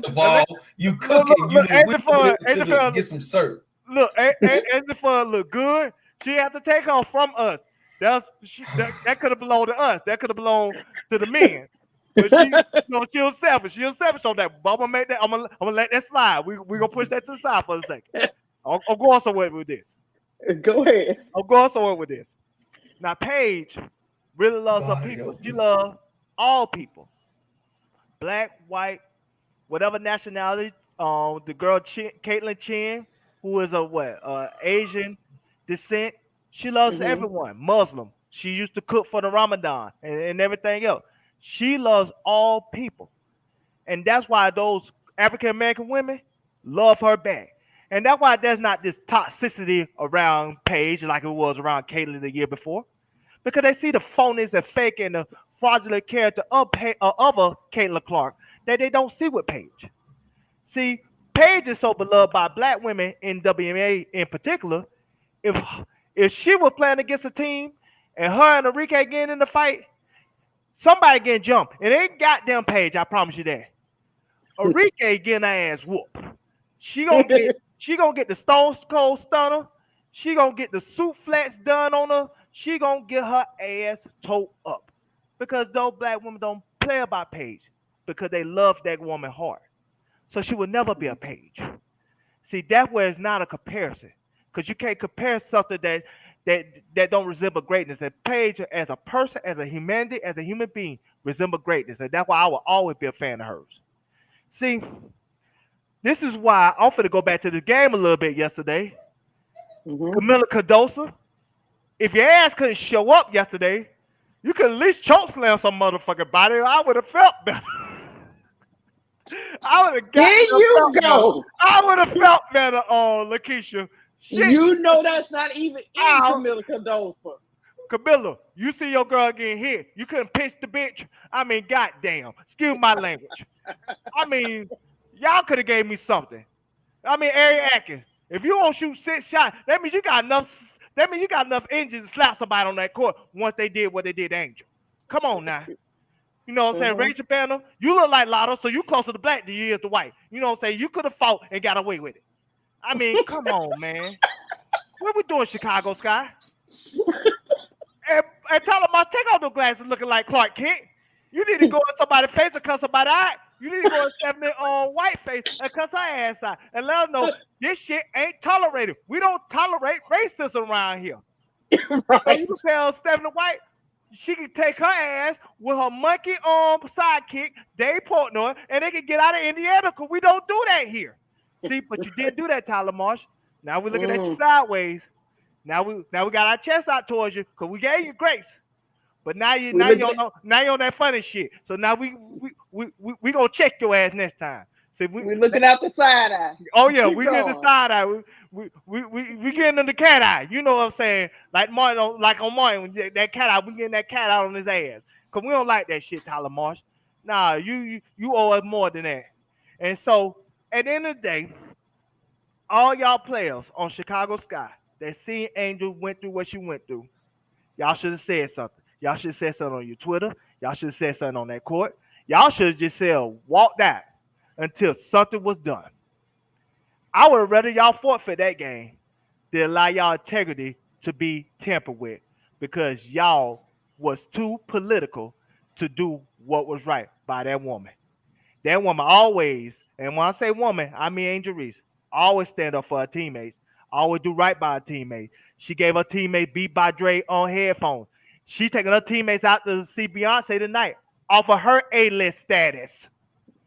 They ain't just going to the concert. They're going behind the stage allegedly to see Beyonce. That's off that woman's back. That woman's name, that woman's reputation. Y'all could have did more than just watch like y'all some dodo birds. You know what I'm saying? This shit don't make no motherfucking sense. Somebody should have got somebody's ass. Somebody should have got kicked the fuck out. You know what I'm saying? Just like Chris Crowder said, somebody got to be the fall guy. You know what I'm saying? Oh, out of the way, man. You wasn't doing shit yesterday, but Buddy Collier, you should have been the fall motherfucking guy. You should have punched somebody motherfucking face and walked out. We would have felt better about your shit. So Duval, what you want to know is gonna be the fall guy when you get in trouble? Man, somebody L. You doing the ads. You got the commercials and everything else. You the sales department, L. Sometimes you gotta take the fall for the talent. Take the fall. But we ain't there yet. You know what I'm saying? You know you got people in high places, so you can smooth some stuff over if we get in the violations. So back to this situation here. They did wrong by Angel. Her teammate did wrong by her. I would expect this type of behavior last year when we had some jealous assholes that had their own agendas and they couldn't stand Angel popularity. But y'all women, she loved y'all. She did right by y'all. Y'all could have did right by her. Y'all could have stood behind her as a team. Especially if y'all didn't want to fight nobody, at least speak out about it. At least let people know what time was. At least shame those Indiana Fever black players into saying something because all them motherfuckers was cowards. Aaliyah Boston, you a coward. Now you want a little shove Angel, but if Angel would have punched you in your face, she would have been wrong. See, you don't do no jump like that. I know you try to break it up, but your arm was too strong. You were heavy-handed like grandma. Don't do that. Don't do that, Leah Boston. Don't be too heavy-handed like grandma. You know what I'm saying? Like, nah, don't do that, Leah Boston. You want the hair now. But anyway, the water bottle. You had some situation with Indiana Fever fan base last year. You should have said something too. Brianna Turner. You always saying some motherfucking shit. Every other time in the sky uniform last year when you wanted to play and get no burn, you ain't getting no burn yesterday. You should have said something yesterday. But nah, you want to be colored up to that fan base because you don't want that fan base to hang you by a tree and stuff. Nah, that's not cool. You gotta do what's right. We as a people got to stand up what's right. Because if we don't care about us, who gonna care about us? Because all the other races want to be adjacent to whiteness. So they're not gonna care about us. They'll take our stuff, they'll use our swag, they'll take our culture, but they don't give a damn about us as a whole. So we got to stand up for us. So y'all women that was on that court, on the Indiana side and on the Chicago side, y'all felt Angel Reese. And y'all need to do better by her next time. I'm done. Hold on, let me get to my super chat before this dude quoting Tupac and starting his own rap group, telling us me and Brokaw gonna take the fall if he get in trouble. It was a lot to unpack there, y'all. It was a lot to unpack. Let me get to y'all. Let me get to y'all super chats, you stupid. Okay, John Shaw said, thank you for the $2 super chat. It was a lot.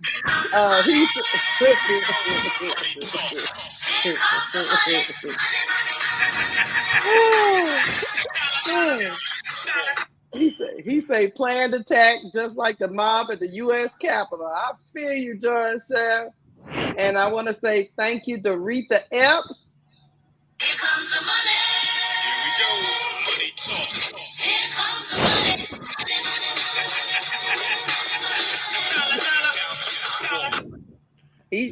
She say, Duvall, you on fire, Duvall. She said, you on fire, Duvall.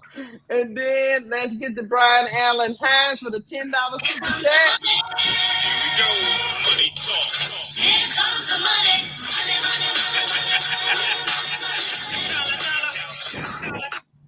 He says, I have no respect for all those black players that ran to play for Indiana. They knew that Indiana fan base is racist against players that look like them.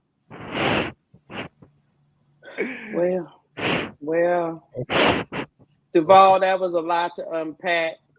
Let me go for a minute. Let me say this. Okay. Let me say this. The fact that they have a known personality courtside who has been harassing Angel Reese since I can't even remember. It's been a long time.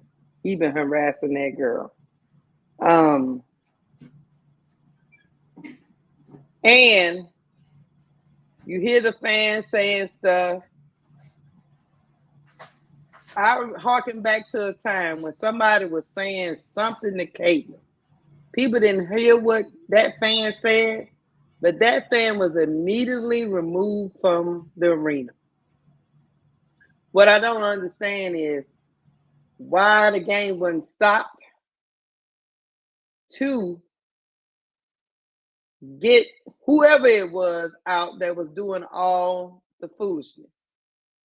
Now you want to go back in time and go look for a fan that already got to enjoy the game after what they did. I hearken to this tweet that Natalie Esquire put up. She said, and that starts with disallowing Dave Portnoy at game. He's been one of the most problematic voices on Angel Reese. If you got fans out there that can't handle, look, I understand rivalry, but this is starting to cross the line. It's starting to cross the line and make those women feel unsafe. Duvall, got the Fever fans over there celebrating because they beating them by 30, right? Bro, Claude, you got the Chicago fan, the Chicago players. Some of them shell shocked because they were clearly not ready for that environment. All that, I've said that multiple times today. I put all that on Tyler Marsh. He was supposed to get his players ready for that environment. It has been well documented how the Fever fan base operates, especially in this climate. Now, maybe before in the Tamika Catchings days, they wasn't this outwardly vitriol. But it was documented all year how that fan base was. So Tyler Marsh had a responsibility. Jeff P had a responsibility to get this team ready for what they was going to face if they were going to take their butt into the belly of the beast and be a part of an opening day in Indiana where their star player is hated the most. It looks like our team wasn't ready to play. It looked like our team wasn't ready for the environment. The only person looked like they was ready for the environment because she's been dealing with it since 2023 was Angel Reese. And that's unfortunate. That's not fair to her. That's why you put all these players around her to give us some veteran presence, to bring in rookies that will help. Then you don't even put in, then after you're getting whooped by 30, you don't even put in another person that went through the same crap Angel went through. Yeah, that shit wouldn't have bothered her. She didn't been through that before. You know what I'm saying? The scrutiny. Some of these other players look like that. Look, I didn't know it was like this. I just thought people were just complaining online. No, you had a responsibility to get them ready for that. Because you let the league let you be a part of this 5 times, playing a team 5 times. You know what the league is trying to do. You know the league is trying to exploit your team. You know good and doggone well you don't have the same type of team as the Indiana Fever. So you know how it's going to go down. I didn't expect a 30-point loss, but you knew it was a high probability that they were going to lose and how that fan base was going to be. And if you didn't get them ready, if you didn't say, look, hey, if my players experience any type of racist comments or anything like that, we're going to embarrass you on national TV because we're going to pack it up and get up out of here. Tyler Marsh comes in. Play through that. Look, let me talk to somebody. Y'all go sit on the bench. I need to talk to somebody because until these people get out the arena, we not dribbling another ball. Where the failure was made. Stress people real time. Let that shit go. That comes to my point. The way I know some people sometimes when you live your life, sometimes you got to correct people right then and there. You can't let that shit fester. Now, Indiana Fever should be enjoying they win and talking shit like we normally do. I'm an LSU fan, y'all.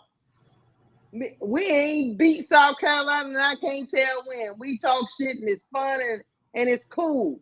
But we don't get to this point, man.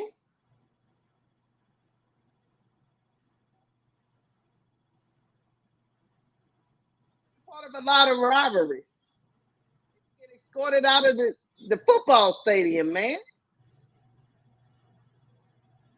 Y'all allow this to go on. It tells me that behind the scenes, the WNBA is okay with it because it sparks engagement, it sparks dollars, and it sparks a lot of money for them. And I get that they are trying to grow their league. I get all of it. I understand being a business owner. I know you're trying to grow your league. You're trying to capitalize on this lightning in the bottle. I get it. But you're doing this at the expense of Black women. And Black women on either team should stand up for each other. If you see your sister, I don't care what team I'm on. You're not gonna. I don't care if you on the other side, bro, Claude. If we going up against each other, and we got to rob. I'm not gonna look. I might talk about you and argue and debate you, but I'm not gonna let nobody call you no damn monkey. But we draw the line. This ain't us debating no more. So Indiana Fever players, y'all need to stand up, man. Now, you know what's going to happen? Now I got to look at all y'all side eye. The only person I seen spoke was Brianna Turner. That's at the end of the bench at Indiana Fever. Lakeisha, before you keep going, I just got to say one thing. You Go ahead. know, Paige like her coffee dark and Lord. No sugar, no nothing. You know what I'm saying? No cream. Just dark. I love you, Paige. So damn stupid. But here's the thing. Forbid. Close your eyes. Now, when the game goes back to Chicago, and if that fan base retaliates and starts saying crazy stuff to the Fever players, what you gonna do, league? Y'all gonna escort them out the arena real quick, fast, and in a hurry? You see how you keep the stuff going? Because you can't control it. They want to go back at your girls and make it very hostile. That's why there's no place for it. Because it's a cyclical effect. Back and forth we go. Back and forth we go. Racist behavior shouldn't be tolerated, period. Stop the game. Get them people out the building. Make make them walk make them walk out in shame. Reject all their tickets and take their money and tell them they can't come back in the building no more. That's all you had to do. But you didn't want to do that because you like all this foolishness, I guess. But now, throughout the season, you're going to be tainted. You're going to win. It's going to be tainted wins. Because everybody's going to be looking at your side eye.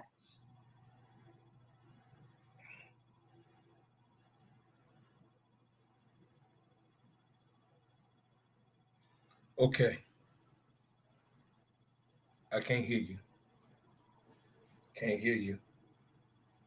Still can't hear you.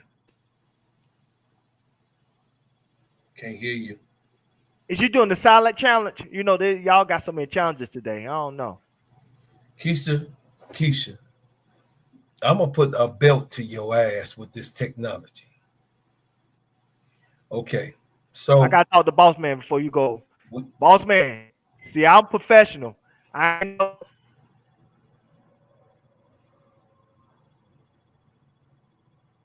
Last night, and so I think some people need to get rolled up, Boss Man. No, this is not right. We're not professional tonight. We're not professional last night. So we know we need to get on the same page. Go ahead, Bro Claude. I had to tell Boss on you. No, we was professional last night, mother sucker. We was you go, Bro Claude. I was very professional. You were. I meant what I meant, and I said what I said, and I was outstanding in my delivery of what I'm talking about. See, Brother Duvall, I'm 55. I say it all the time. I'm 55. I'm 55. I'm 55. I'm born 1969. My mother and father was born in the 30s, the early 30s. Some of you don't even have the pain of when my mother would cry about the things that happened to her in Demopolis, Alabama.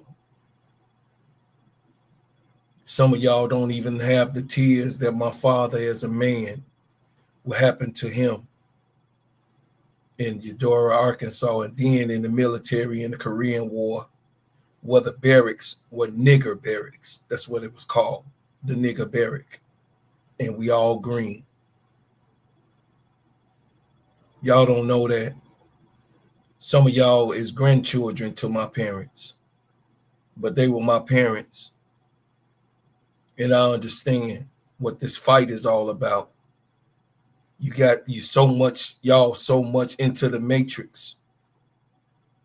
Some of y'all need to be Neo. Some of you guys need a message to be sent to you. Tyler Marsh, Chicago Sky.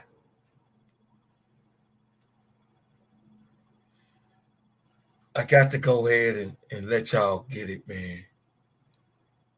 Rachel Bannum, you don't know what damn side you on. You got your 613 in your head and your rosy red, but you really one of us. So I know you was on the line. You was trying to play the double Dutch machine. I don't know, hopscotch or whatever the hell it was, the tiptoe dance, but your little donut cookie eating ass should have been on that court. Courtney Vandersloop, I don't expect you to do a goddamn thing. Maddie Westbelt, you got one of us too. Maddie, you got one of us. Michaela Alawede, weak as hell. Kia Nurse, you playing double Dutch too with your curly haired Canadian. I know you trying to figure out what side to go on, but because I know you both of them. I get it. You got compassion for your peoples on the other side too. Camila Cardoso, you don't have a goddamn clue of what the hell is going on. You still trying to please Dawn Staley. You are here now. Right. You are here. You are in Chicago. You are in the most racist city that Martin Luther King said was in the whole nation. Diabolical. Camilla, wake your monkey big ass up. I'm wait involved when it comes to that. Hell no. Camilla, you should have had pushed, you was quick to push Flage down because she's a dark woman. She's very dark. No, she was smaller. That's all that was about. Caitlin is just as small. I don't give a fuck. She's 6'7", big for she's 6'7", what big I'm trying for to hold on. Let me tell you. No. Before you say something, Miss Keisha, I got to say this. Bro Clark views is not the reflection of Duval or Cut the Ish. That's on him and him only. So y'all point that finger at him, not us. Hold on. Let me tell you this. Aaliyah Boston took her soul. So Aaliyah Boston went over there to take up for her girl Caitlin Clark, and Camilla say she ain't want no parts because Aaliyah Boston had been taking her soul all game. That's all I'm saying. No. So she wasn't gonna run up on Aaliyah Boston like she ran up on Flage. Keisha, let me wake you up. You sleeping. Mm-hmm. She's part of the gang cop sorority. That's cares? She didn't want to hear about. No, God damn it! Listen, she didn't want to hear Mama. She didn't want to hear Mama. My baby mama. She don't want Mama Stanley to be calling like Asia Wilson got the call. She don't want Mama Stanley to sit him down. Fuck Don Staley when it comes to the Chicago sky. Okay, so let me say this. So Don Staley. So she cared about it. Chicago sky. But she cared about it. But Aaliyah Boston didn't care about the person that was waving at her teammate. She didn't care about it. She don't give a damn. No, she didn't. But I'm trying to tell you. We got super chat. Oh yeah. Okay. Hold on. $5 super chat. Thank you, Sister Nova. She says separation from the fever. Go ahead.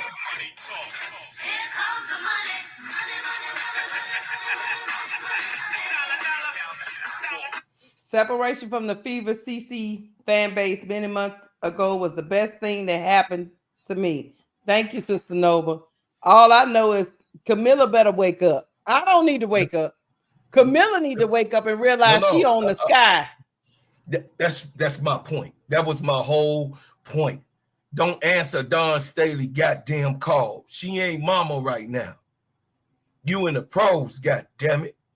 Ain't no goddamn Gamecocks. They in college. When y'all motherfuckers put on your jersey or y'all put on y'all Gamecock, North Carolina shit, y'all at the Gamecock game. But ain't no Gamecocks on the court when it comes down to Chicago Sky and the Fever. I know what it is. See, her in Boston, they friends, Sister Keisha, they didn't won together. Sister Keisha, it's a camaraderie. That's her sisterhood. You know how it is. Stop playing. Y'all know when y'all sisters for life. But damn all that. Look, I'm a different athletic person. I got it. Look, once we in between them lines, we ain't no friends no more. We ain't friends. And she got to understand that. She has to understand, fuck Mama Stanley giving me a phone call because I'm finna pull this broad hair because Angel showed me how to do it. Yeah, her hair, one of them braids should have been missing out of Leah Boston's head when she gave Angel Reese that elbow. I want to show you something. Right. I want to show you something. On, let me finish. Hold on before you finish. Look at my baby face. She was about to cry. Look at my baby face, dog. And you see Dave Portnoy to the right? He right here. He gonna stand up. He right here hollering at her right now. Look at my baby face. That's him right here. And she trying to block his punk self out. She trying not to cry. Yeah. She trying not to cry. She had to pull all that emotion in. So what I'm saying is, God damn it, at the end of the day gotta end. I gotta have to put that one in. I'm sorry. But can you show this one more time? Can you show this one more time, Keisha? You want me to show this? Yeah, please.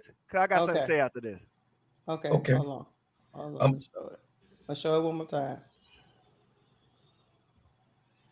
See, this is the problem right here. See, this is she why. Was about to cry. No. This is why Camilla big ass should slap all them motherfuckers on the bitch for Black History Month. God damn it, you don't do this shit. You don't let her get beat up like this, man. The thing is this. This is the thing. I'm gonna let you get it off the ball because you funny as fuck. Go ahead, bro, Claude. Go ahead. So the thing is this. Tyler Marsh, you weak as fuck. As a 35-year-old man, and I know your father was cringing. He bout that business. I know I read all of what he had to go through as a coach. You should have gotten your team off of the bench, but I understand it, y'all. Chat. You know why they didn't get off the bench? You know why those girls on the Chicago Sky didn't move? Because Jeff P. Massa. I told y'all Massa was pimping. He say, y'all better bring your $5 ass here and you do exactly what I want you to do. You do exactly what I tell you to do. And you better have it right. See, Jeff P. pimping. And guess what side Jeff P. on? Kennedy Carter ain't in the league. Allegedly. So he gonna stand with his people. And guess what? I'm telling y'all, if they had any type of heart, we would have been seeing Ron Artest out there starting to brawl. We would have seen all of the Detroit Pistons in the history. We would have seen all of the great ones. Dennis Rodman. When Mike got pushed down, Dennis Rodman was like, oh, you think you're going to get away with that? Watch what happened to you on the next play. But no, you got to toughen up, girls. Hey, look, Unc not trying to tell you the wrong thing. I know it's you only making $25 an hour, but Unc trying to tell you something. You're going to have to get your balls to the wall and understand that this is serious. This is serious, not allegations. This is serious contact. You're going to play them 4 more times. And if you don't get your mind together, and Brother Tyler Marsh, if you don't get together, because I know them women down there. I mean, if y'all looked at what's her name, right from The Dream, she was disgusted. I seen her several different times where she was upset. Don't think that Tanisha Wright wasn't upset, y'all. I'm talking about, go look at the game. Tanisha Wright ain't scared of none of them. I'm telling you, with your Wakanda Forever team, your coaches that you got there, all of them sisters, all of them should have gave you some advice and say, hey, we got to get up out of here. We got to get up out of here. This is a hostile environment. You got a man, you got a MAGA man. He in all red, just fits the purpose. Oh, yeah, I'm an Indiana Fever. No, you a MAGA. Thank you. Appreciate it. I'm cooking right now. Hold on, go and get that money. Here comes the money. Here we go. Money talk. Here comes the money. Money.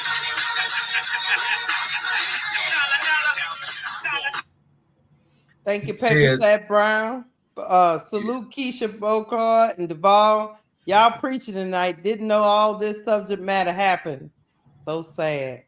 Keep cooking. Look at it. Leave it right there. Y'all look at Angel face. She's holding back tears. That motherfucking cracker, excuse my language, Cracker Jack, was yelling from the side at her while she was right here at the free throw line. Did nobody walk over there and confront him on our team? Kobe is crying in his grave right now. Kobe crying in heaven for what just happened. You think Kobe or anyone would let that happen? You think Dennis Rodman would not go over there to the sideline? You think Charles Barkley wouldn't punch that person in the face, which he did before? You think Vernon Maxwell wouldn't go over there and punch that guy in the face? Toughen up, God damn it. Toughen up. You embarrassed Chicago. You embarrassed Angel. She holding back her fucking tears. Look at her lip. Look at her eyes. Look at her chat. She was about to cry. I know what a crying face. I got 8 daughters. I know what a crying face look like. Hey, before you go, T. Camilla, he right there to the right. He right here. Look at him in his mega red. Look at him. If I was there, boy, listen. What's his name? Keisha, tell me his name, Keisha. Keisha, I don't want to hear the. What's his name, Keisha? What's that guy name? Which David Portnoy? David Portnoy. Yeah. Allegedly, bro, Claude got one for you. I'm going to get my one. Come on to Chicago. I'm going to hang out in the back of the stadium. I promise y'all, in that Fever game, y'all going to see me live. I promise you. I promise. Come on, Dave. I can't have you going to the jailhouse. Come on. Man, please. Somebody got to do it. Somebody got to do it. Dave, it's not a threat. Allegedly, I said. I'll just be hanging out. Me in the West Side. You're going to be on the West Side anyway. Woo!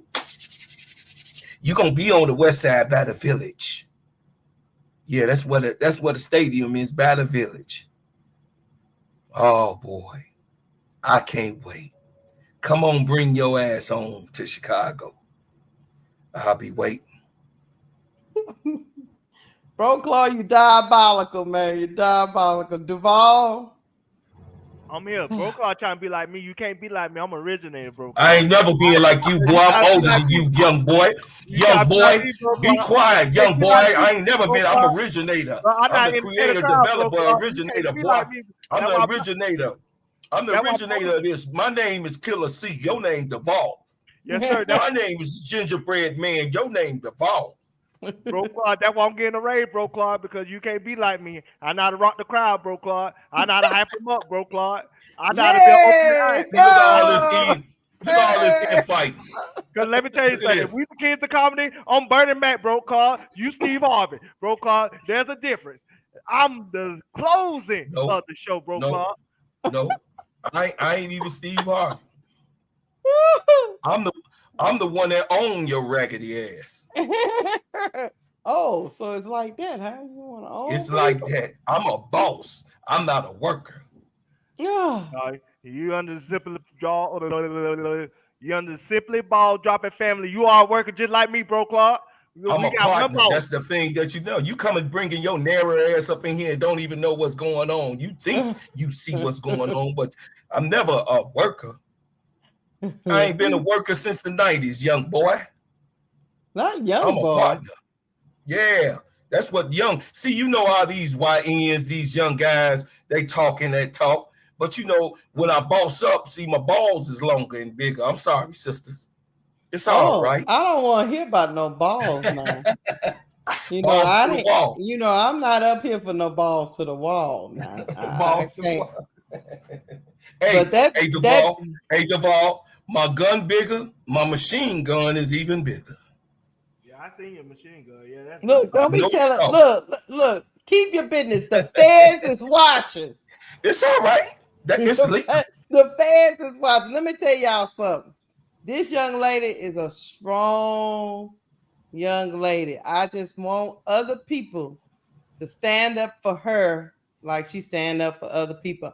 I knew this season was gonna start, and I was hoping it wasn't gonna start off with a bang, but god dang it, it didn't start off with a bang. So now we know how it's gonna go, right? Now we know what everybody's about, right? Everything Duvall said was true. Everything he said. Now we know what it's gonna be, right? We understand. Everything my brother said was true.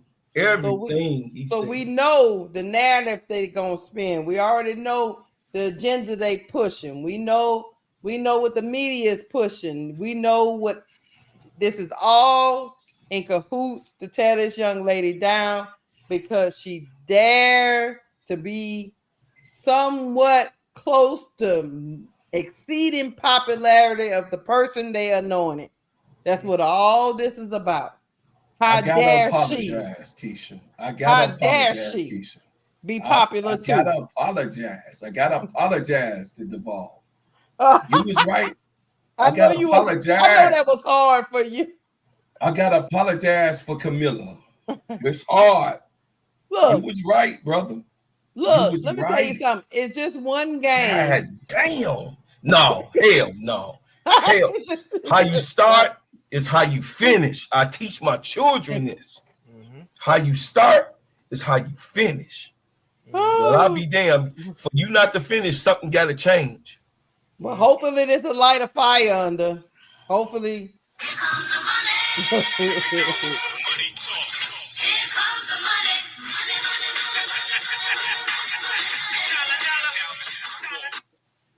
Thank you, Miss D, for the $5 super chat. Bro Claude, the young players don't think like at Ali.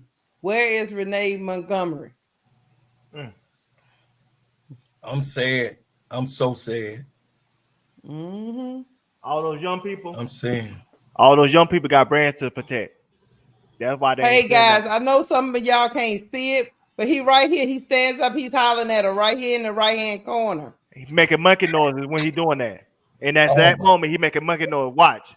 He right there in the 22 jersey in the right corner. Just point at it. Point it right here.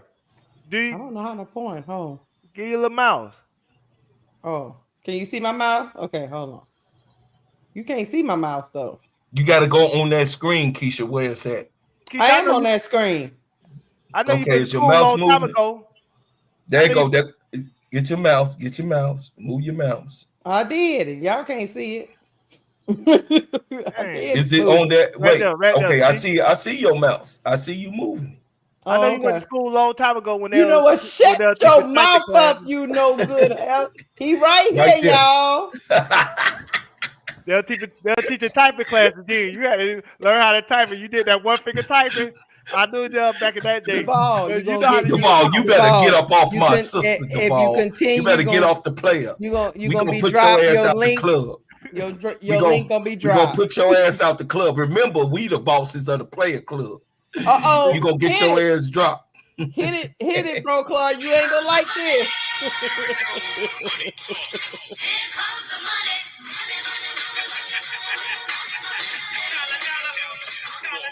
Miss Goody Two Shoes say, get Angel Reese to Atlanta ASAP. That ain't gonna happen. We just gotta get her some players around her. That ain't happening. She already told you. So you might as well accept it.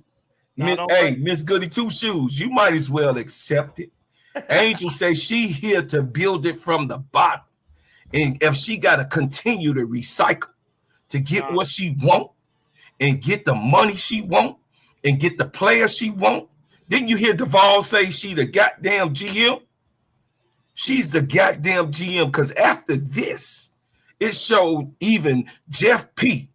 who the fucking boss is because she came to play after the Met Gala and all her birthday and all the preseason games and all the planes. And then she had Beyonce concert. She might have didn't even let some of them sons of guns come. Watch. I'm watching my mouth. I'm watching my mouth, Sister Keisha. I'm trying to do good. Some of them didn't get to go to Beyonce. Some of them felt so guilty. They probably said, girl, I'm tired. You should be tired. You should be embarrassed. You should be embarrassed. Go ahead, Duvall. I was gonna say, don't let her come to Atlanta, man. Don't let her be on Northside Drive with gold teeth in her mouth. They ain't for her. She don't need to be in Atlanta. She don't need to be in Atlanta at T.I. Trap Museum eating rib sandwiches. Nah, she don't need to be in Atlanta. She needs to stay in Chicago. Eat that Chicago pizza, that deep dish, where she get heartburn, and you know what I'm saying? Something be hurt sometimes. Stay up there. Don't come to Atlanta. Me and Big Girl always wanted her in Dallas, Duvall. Nah, don't go to Dallas where they got the BBL capital of the world and they got 50 strip clubs. Don't come all to the Dallas doctors, the doctors in Dallas. With 5 In-N-Out. I remember the In-N-Out right by the American Airlines Arena. I love that In-N-Out. They gonna get Big Girl and Keisha. They gonna tag Keisha and Big Girl down. They gonna take some of that truck they got. Me and Big Girl we'll be at the games and we'll roll up right on Dave Portnoy. Shut your $5. Shut up, you no good man. And you know when black women roll up, we roll up. I'm calling for a boycott. I'm calling. I'm gonna challenge y'all. Y'all listen. If you don't leave that baby alone right now. Don't look at them fevers. I'm watching y'all. I'm telling you. I'm watching y'all. Don't watch them fever games. I know some of y'all sneaky want to watch. I'm not watching them. I'm telling you, Angel. I'm not gonna watch a game. Do not come to Atlanta. I don't care who they play. That's a lie. I'm gonna watch the her play page, and that's it. I'm telling you, Angel, do not come to Atlanta. Hanging out at Magic City next to the Greyhound station. You know what I'm saying? Messing with homeless people. Right across the street, the Greyhound station, right across the street. Well, homeless people. You know what I'm saying? She gonna be on Peace Street. On Peace Street. You got about 50 hustle men that try to sell you African beads and stuff like that. They're gonna be at the gas stations and the 7-Elevens. What's up, K-Sap? Hey, Angel, look, we got post players walking out on the huddle. Definitely not in Dallas. Definitely not in Dallas. Come on down here, baby girl. No, it's too much toxicity. You come on down here. We hear some stuff. We roll up on stuff. We stop stuff right then and there. Hey, you see Howard? You see Howard left down from down there, and Satu say, "Let me get the hell out of here." Y'all saw Satu kill it. Don't act like you ain't see the unicorn. I don't know if the unicorn was. I don't think it had nothing to do. Look. I don't know because the unicorn said she ain't coming back. Let me tell you something. Natasha Howard, Aaliyah Boston, Y'all, I'm looking at side-eyed. That's all I'm telling y'all. I'm still with y'all. Don't get me wrong. I love my black women. I support y'all. I'm just telling y'all, I'm looking side-eyed at y'all right now. I'm telling you, don't go to Dallas, Angel. Don't go to Dallas where they tow your car at Walmart because you parked it there during the Dallas Cowboy game. That is a lie. And that Walmart right by the Dallas where the Fort Worth Stadium. That is a lie. They tow your car. If you park there and you ain't going to Walmart, they will tow your car. I see cameras. They gonna tow your car. Yeah, they gonna tow your car, and then they gonna write you a ticket too. Yeah, they gonna leave the ticket on the ground. I thought Tony Jones said that day. Yeah, I ran in that Walmart parking lot, but they'll tell you. Stop the lies. KSF say they trying to cancel Breonna Turner for supporting Angel Reese and the WNBA investigation on the racial slurs in yesterday's game. Yeah. Yeah, Dre Stewart, we about to get out of here. We didn't gave y'all so much information, man. No, we just playing right now, Dre Stewart. Listen, Dre, I appreciate you, Dre Stewart, for supporting and coming to the channel. But, you know, to keep it all fair, to keep it fair with y'all, we just seeing more and more diabolical actions. Before you keep going, bro, Clark, I gotta say something to Dre Stewart. Dre Stewart, like I said, you ain't my boss. You ain't KSF. You gonna tell us when we shut down the show. We shut down the show when we shut down the show. He don't go off on he paying customer. He a paying customer. And I appreciate you. He's a paying customer. Dre, I appreciate you. You're a loyal supporter, but you All cannot right, tell us when that's you shut down the show. Like, I can't go to McDonald's and tell y'all got to close down an hour early. Y'all close when y'all close. That's McDonald's time. We don't close on McDonald's time. They close on their time. So you cannot tell us when we close. Keisha, would you get this boy here? We close when we close to close. That boss man got to tell us when we close. I told you before, Keisha. Bring his ass up here. Set me up. up. Tell us when we close. We close when we close. No, you willingly can't. You willingly. She set me up. She said it was a schedule and it was an agenda. And I willingly came because I thought the vault was going to be checked because it said Sister Keisha show. But she did not keep this shit in order, boss. She didn't keep this shit in order because the vault is a loose cannon. And he's shooting at he done shot at me. And I was about to grab my machine gun on his ass. I didn't know what the hell he was shooting. Hey, you got to watch it. Let me tell y'all this. I will say this to y'all. Look. I know this is something that y'all don't want to know, but I want y'all to they keep making being woke a bad thing, and it's really not. I'm gonna tell y'all to stay woke, keep looking out for black women. Also look at a lot of the things they do. Don't believe all these narratives, this stuff that they pushing, because they just straight up trying to they in my opinion, they trying to so-called take this young lady down a peg. They kind of jealous. The one thing I said, did it ever occur to anyone? I don't know if it did to some of the black men that run their mouth. Did it ever occur to some of these men that maybe Caitlyn don't like Angel Reese? I'm trying to figure out RG3. You say Angel hate Caitlyn. Well, you don't think Caitlyn hate Angel for what she did? No, she can't hate.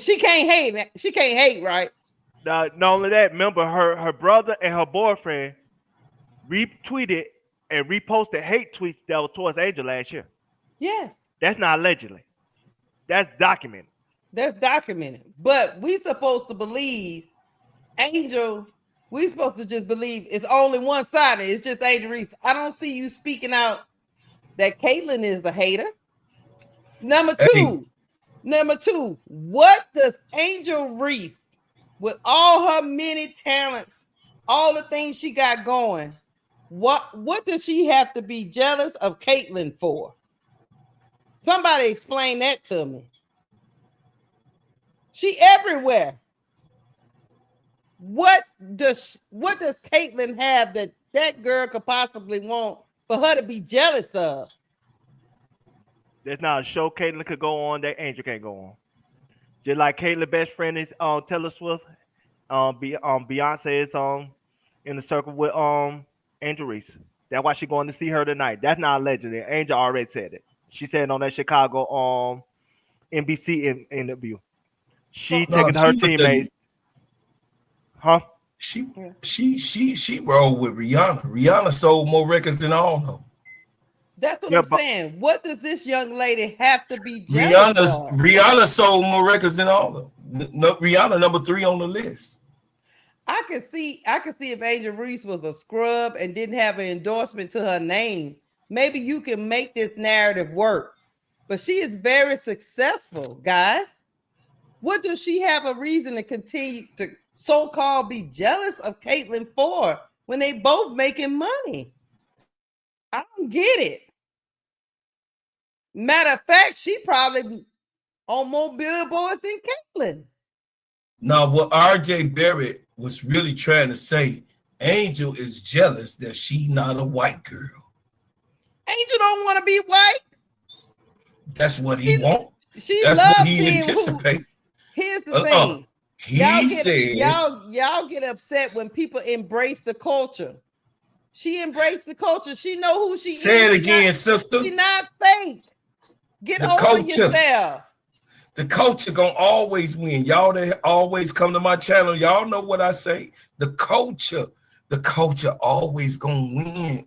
The culture. Listen, Sydney Carson is trying to figure out how to exit stage left because she part of the culture. One thing about Sydney Carson, believe me, trust me, that veteran, that old school veteran, she trying to figure out exit stage left after what she saw. Oh yeah, trust me. Yeah, she was hugging Angel before the game. Yeah, Sydney Carson is trying to exit stage left. She don't even understand what's happening. She don't understand talking to her through the game, telling jokes. So I don't get where y'all coming from. What does she in real life, guys? Let me tell y'all something. Y'all gotta understand when y'all being part of the machine. In real life, these girls is talking to each other like normal people. So that's why with RG3 and his foolishness, he don't know nothing about these girls. Nothing. For him to make a statement like he knows Angel, he don't know Angel. Just like he don't know Caitlyn, but he's so quick to say she hating and she jealous. That's all I heard for a year. I'm tired of it. Why does she don't have any reason to be jealous?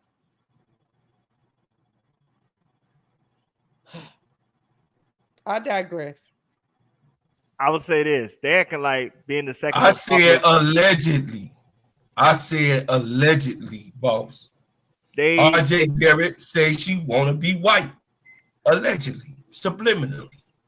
That's the only thing she could be jealous about. I'm gonna elaborate. I know, K-Sup, you set it up for me to elaborate. So this RJ Barrett. Go ahead, Devon. RJ Barrett. Oh, my bad, Devon. I had boss put this in there. Yeah, gave me something to elaborate on. Just think about it for a minute. I'm gonna get in and out. What I'm trying to say is they acting like being the second most popular woman in WNBA and the third most popular woman in the world in women's sports is a bad thing. It's not. It's not.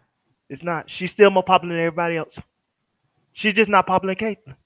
And that's okay. And she's okay with that. I promise you that. Caitlyn got millions. Angel got millions. She ain't broke by no means. So she has no reason to be jealous of Caitlyn. No. But see, the reason why they say that because some black people, most Hispanic and other ethnicities want to be adjacent to white. So they assume everybody want to be adjacent to white.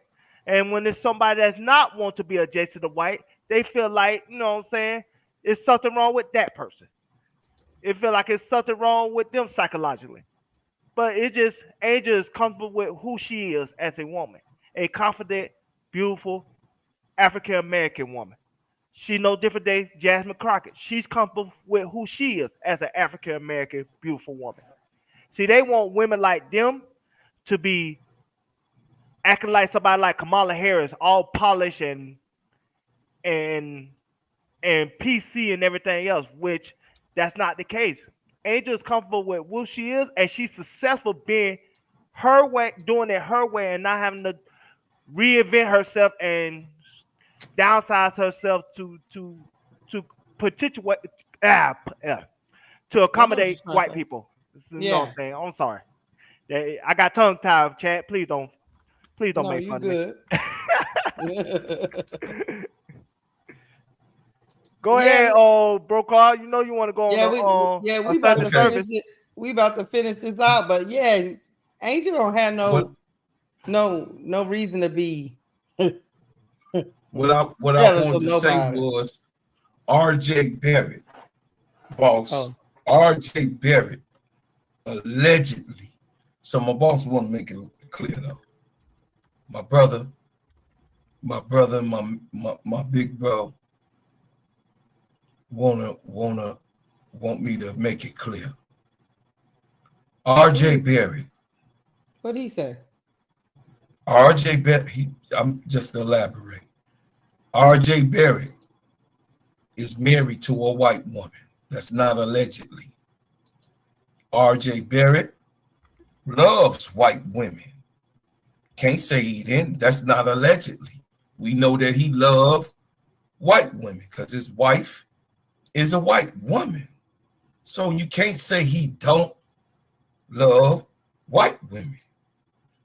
Therefore, the only thing that Caitlyn has that Angel don't have is the white skin. So is that what you alluding to, R.J. Barrett? That Angel hates Caitlyn because she ain't white? Angel is part of the culture, boy. She know who it is. See, you got your ass over there to them. But a great man said, yeah, you got your ass over there, just like what's the other boy name over there? Mess like all them white girls. He didn't got off of ESPN. The other boy, what's his name? They asking, are you talking about RJ Barrett or RG3? RG3. RG3. Oh yeah. RG3. I ain't want to say nothing, but I was say RJ Barrett is on.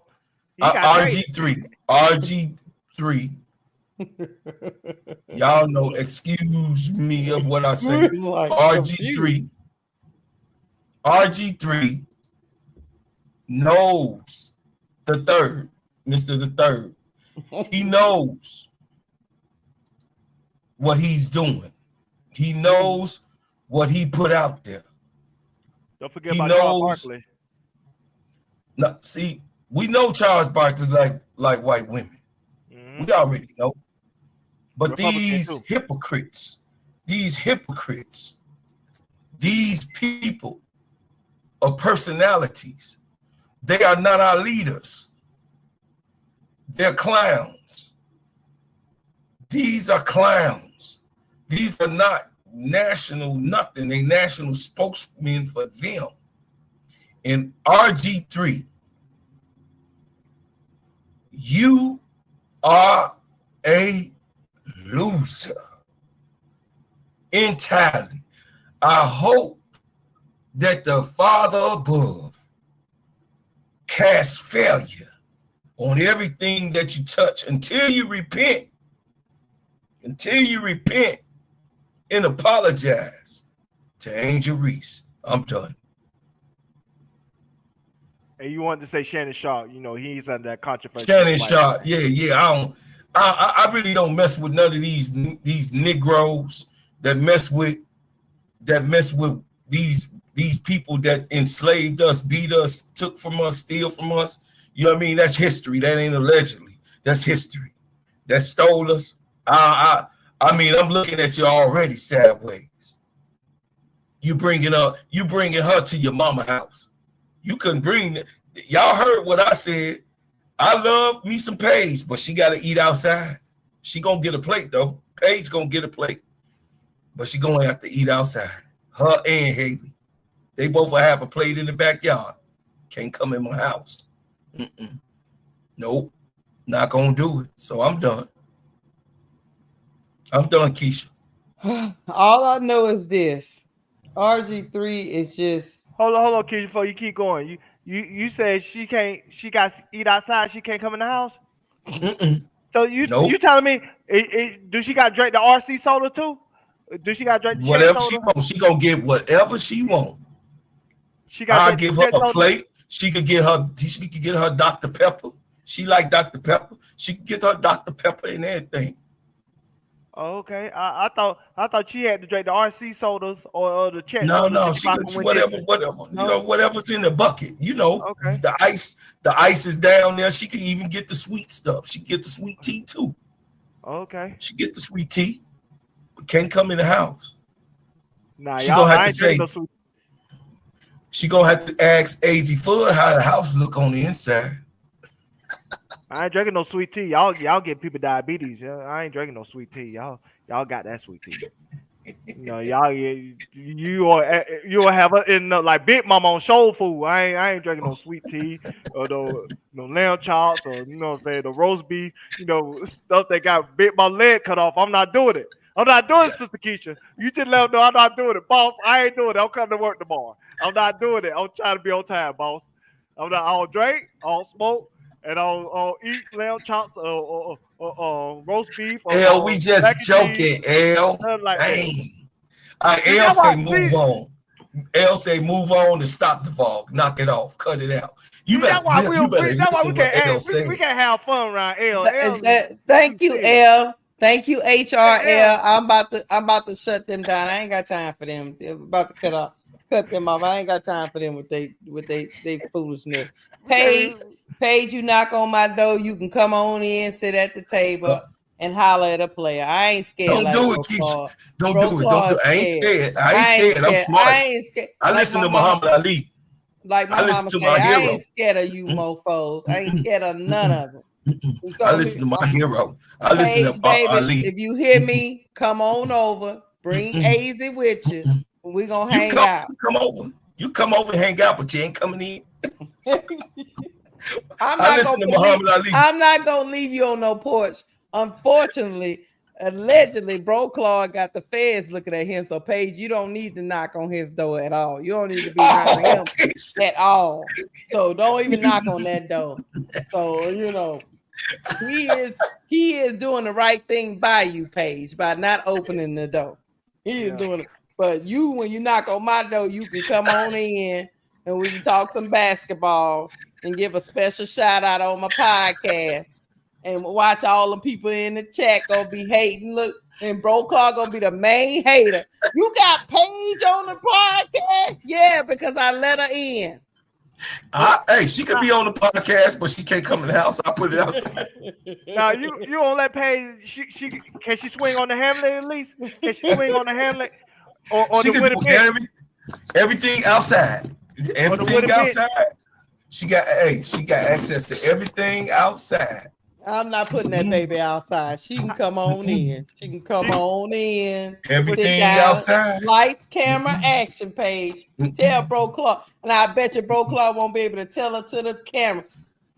I'm going to say, Paige, ask him what he said about you last night. And I'm going to say, Muhammad Ali said, don't let him in the house. But he said that's on record. But on real talk, before we get up out of here, we do have to hold ourselves accountable and not be a part of that foolishness that's going on. We can't be like them. So, because we get nowhere with that. You know, now we will tell you off when it's time to be telling you off, but we do need to set a standard. They are not the standard. This is not how rivalries are supposed to go. I'd have been a part of rivalries all my doggone life. See, Chad, I've been a part of it. See Duvall set up Queen. We cannot be like them.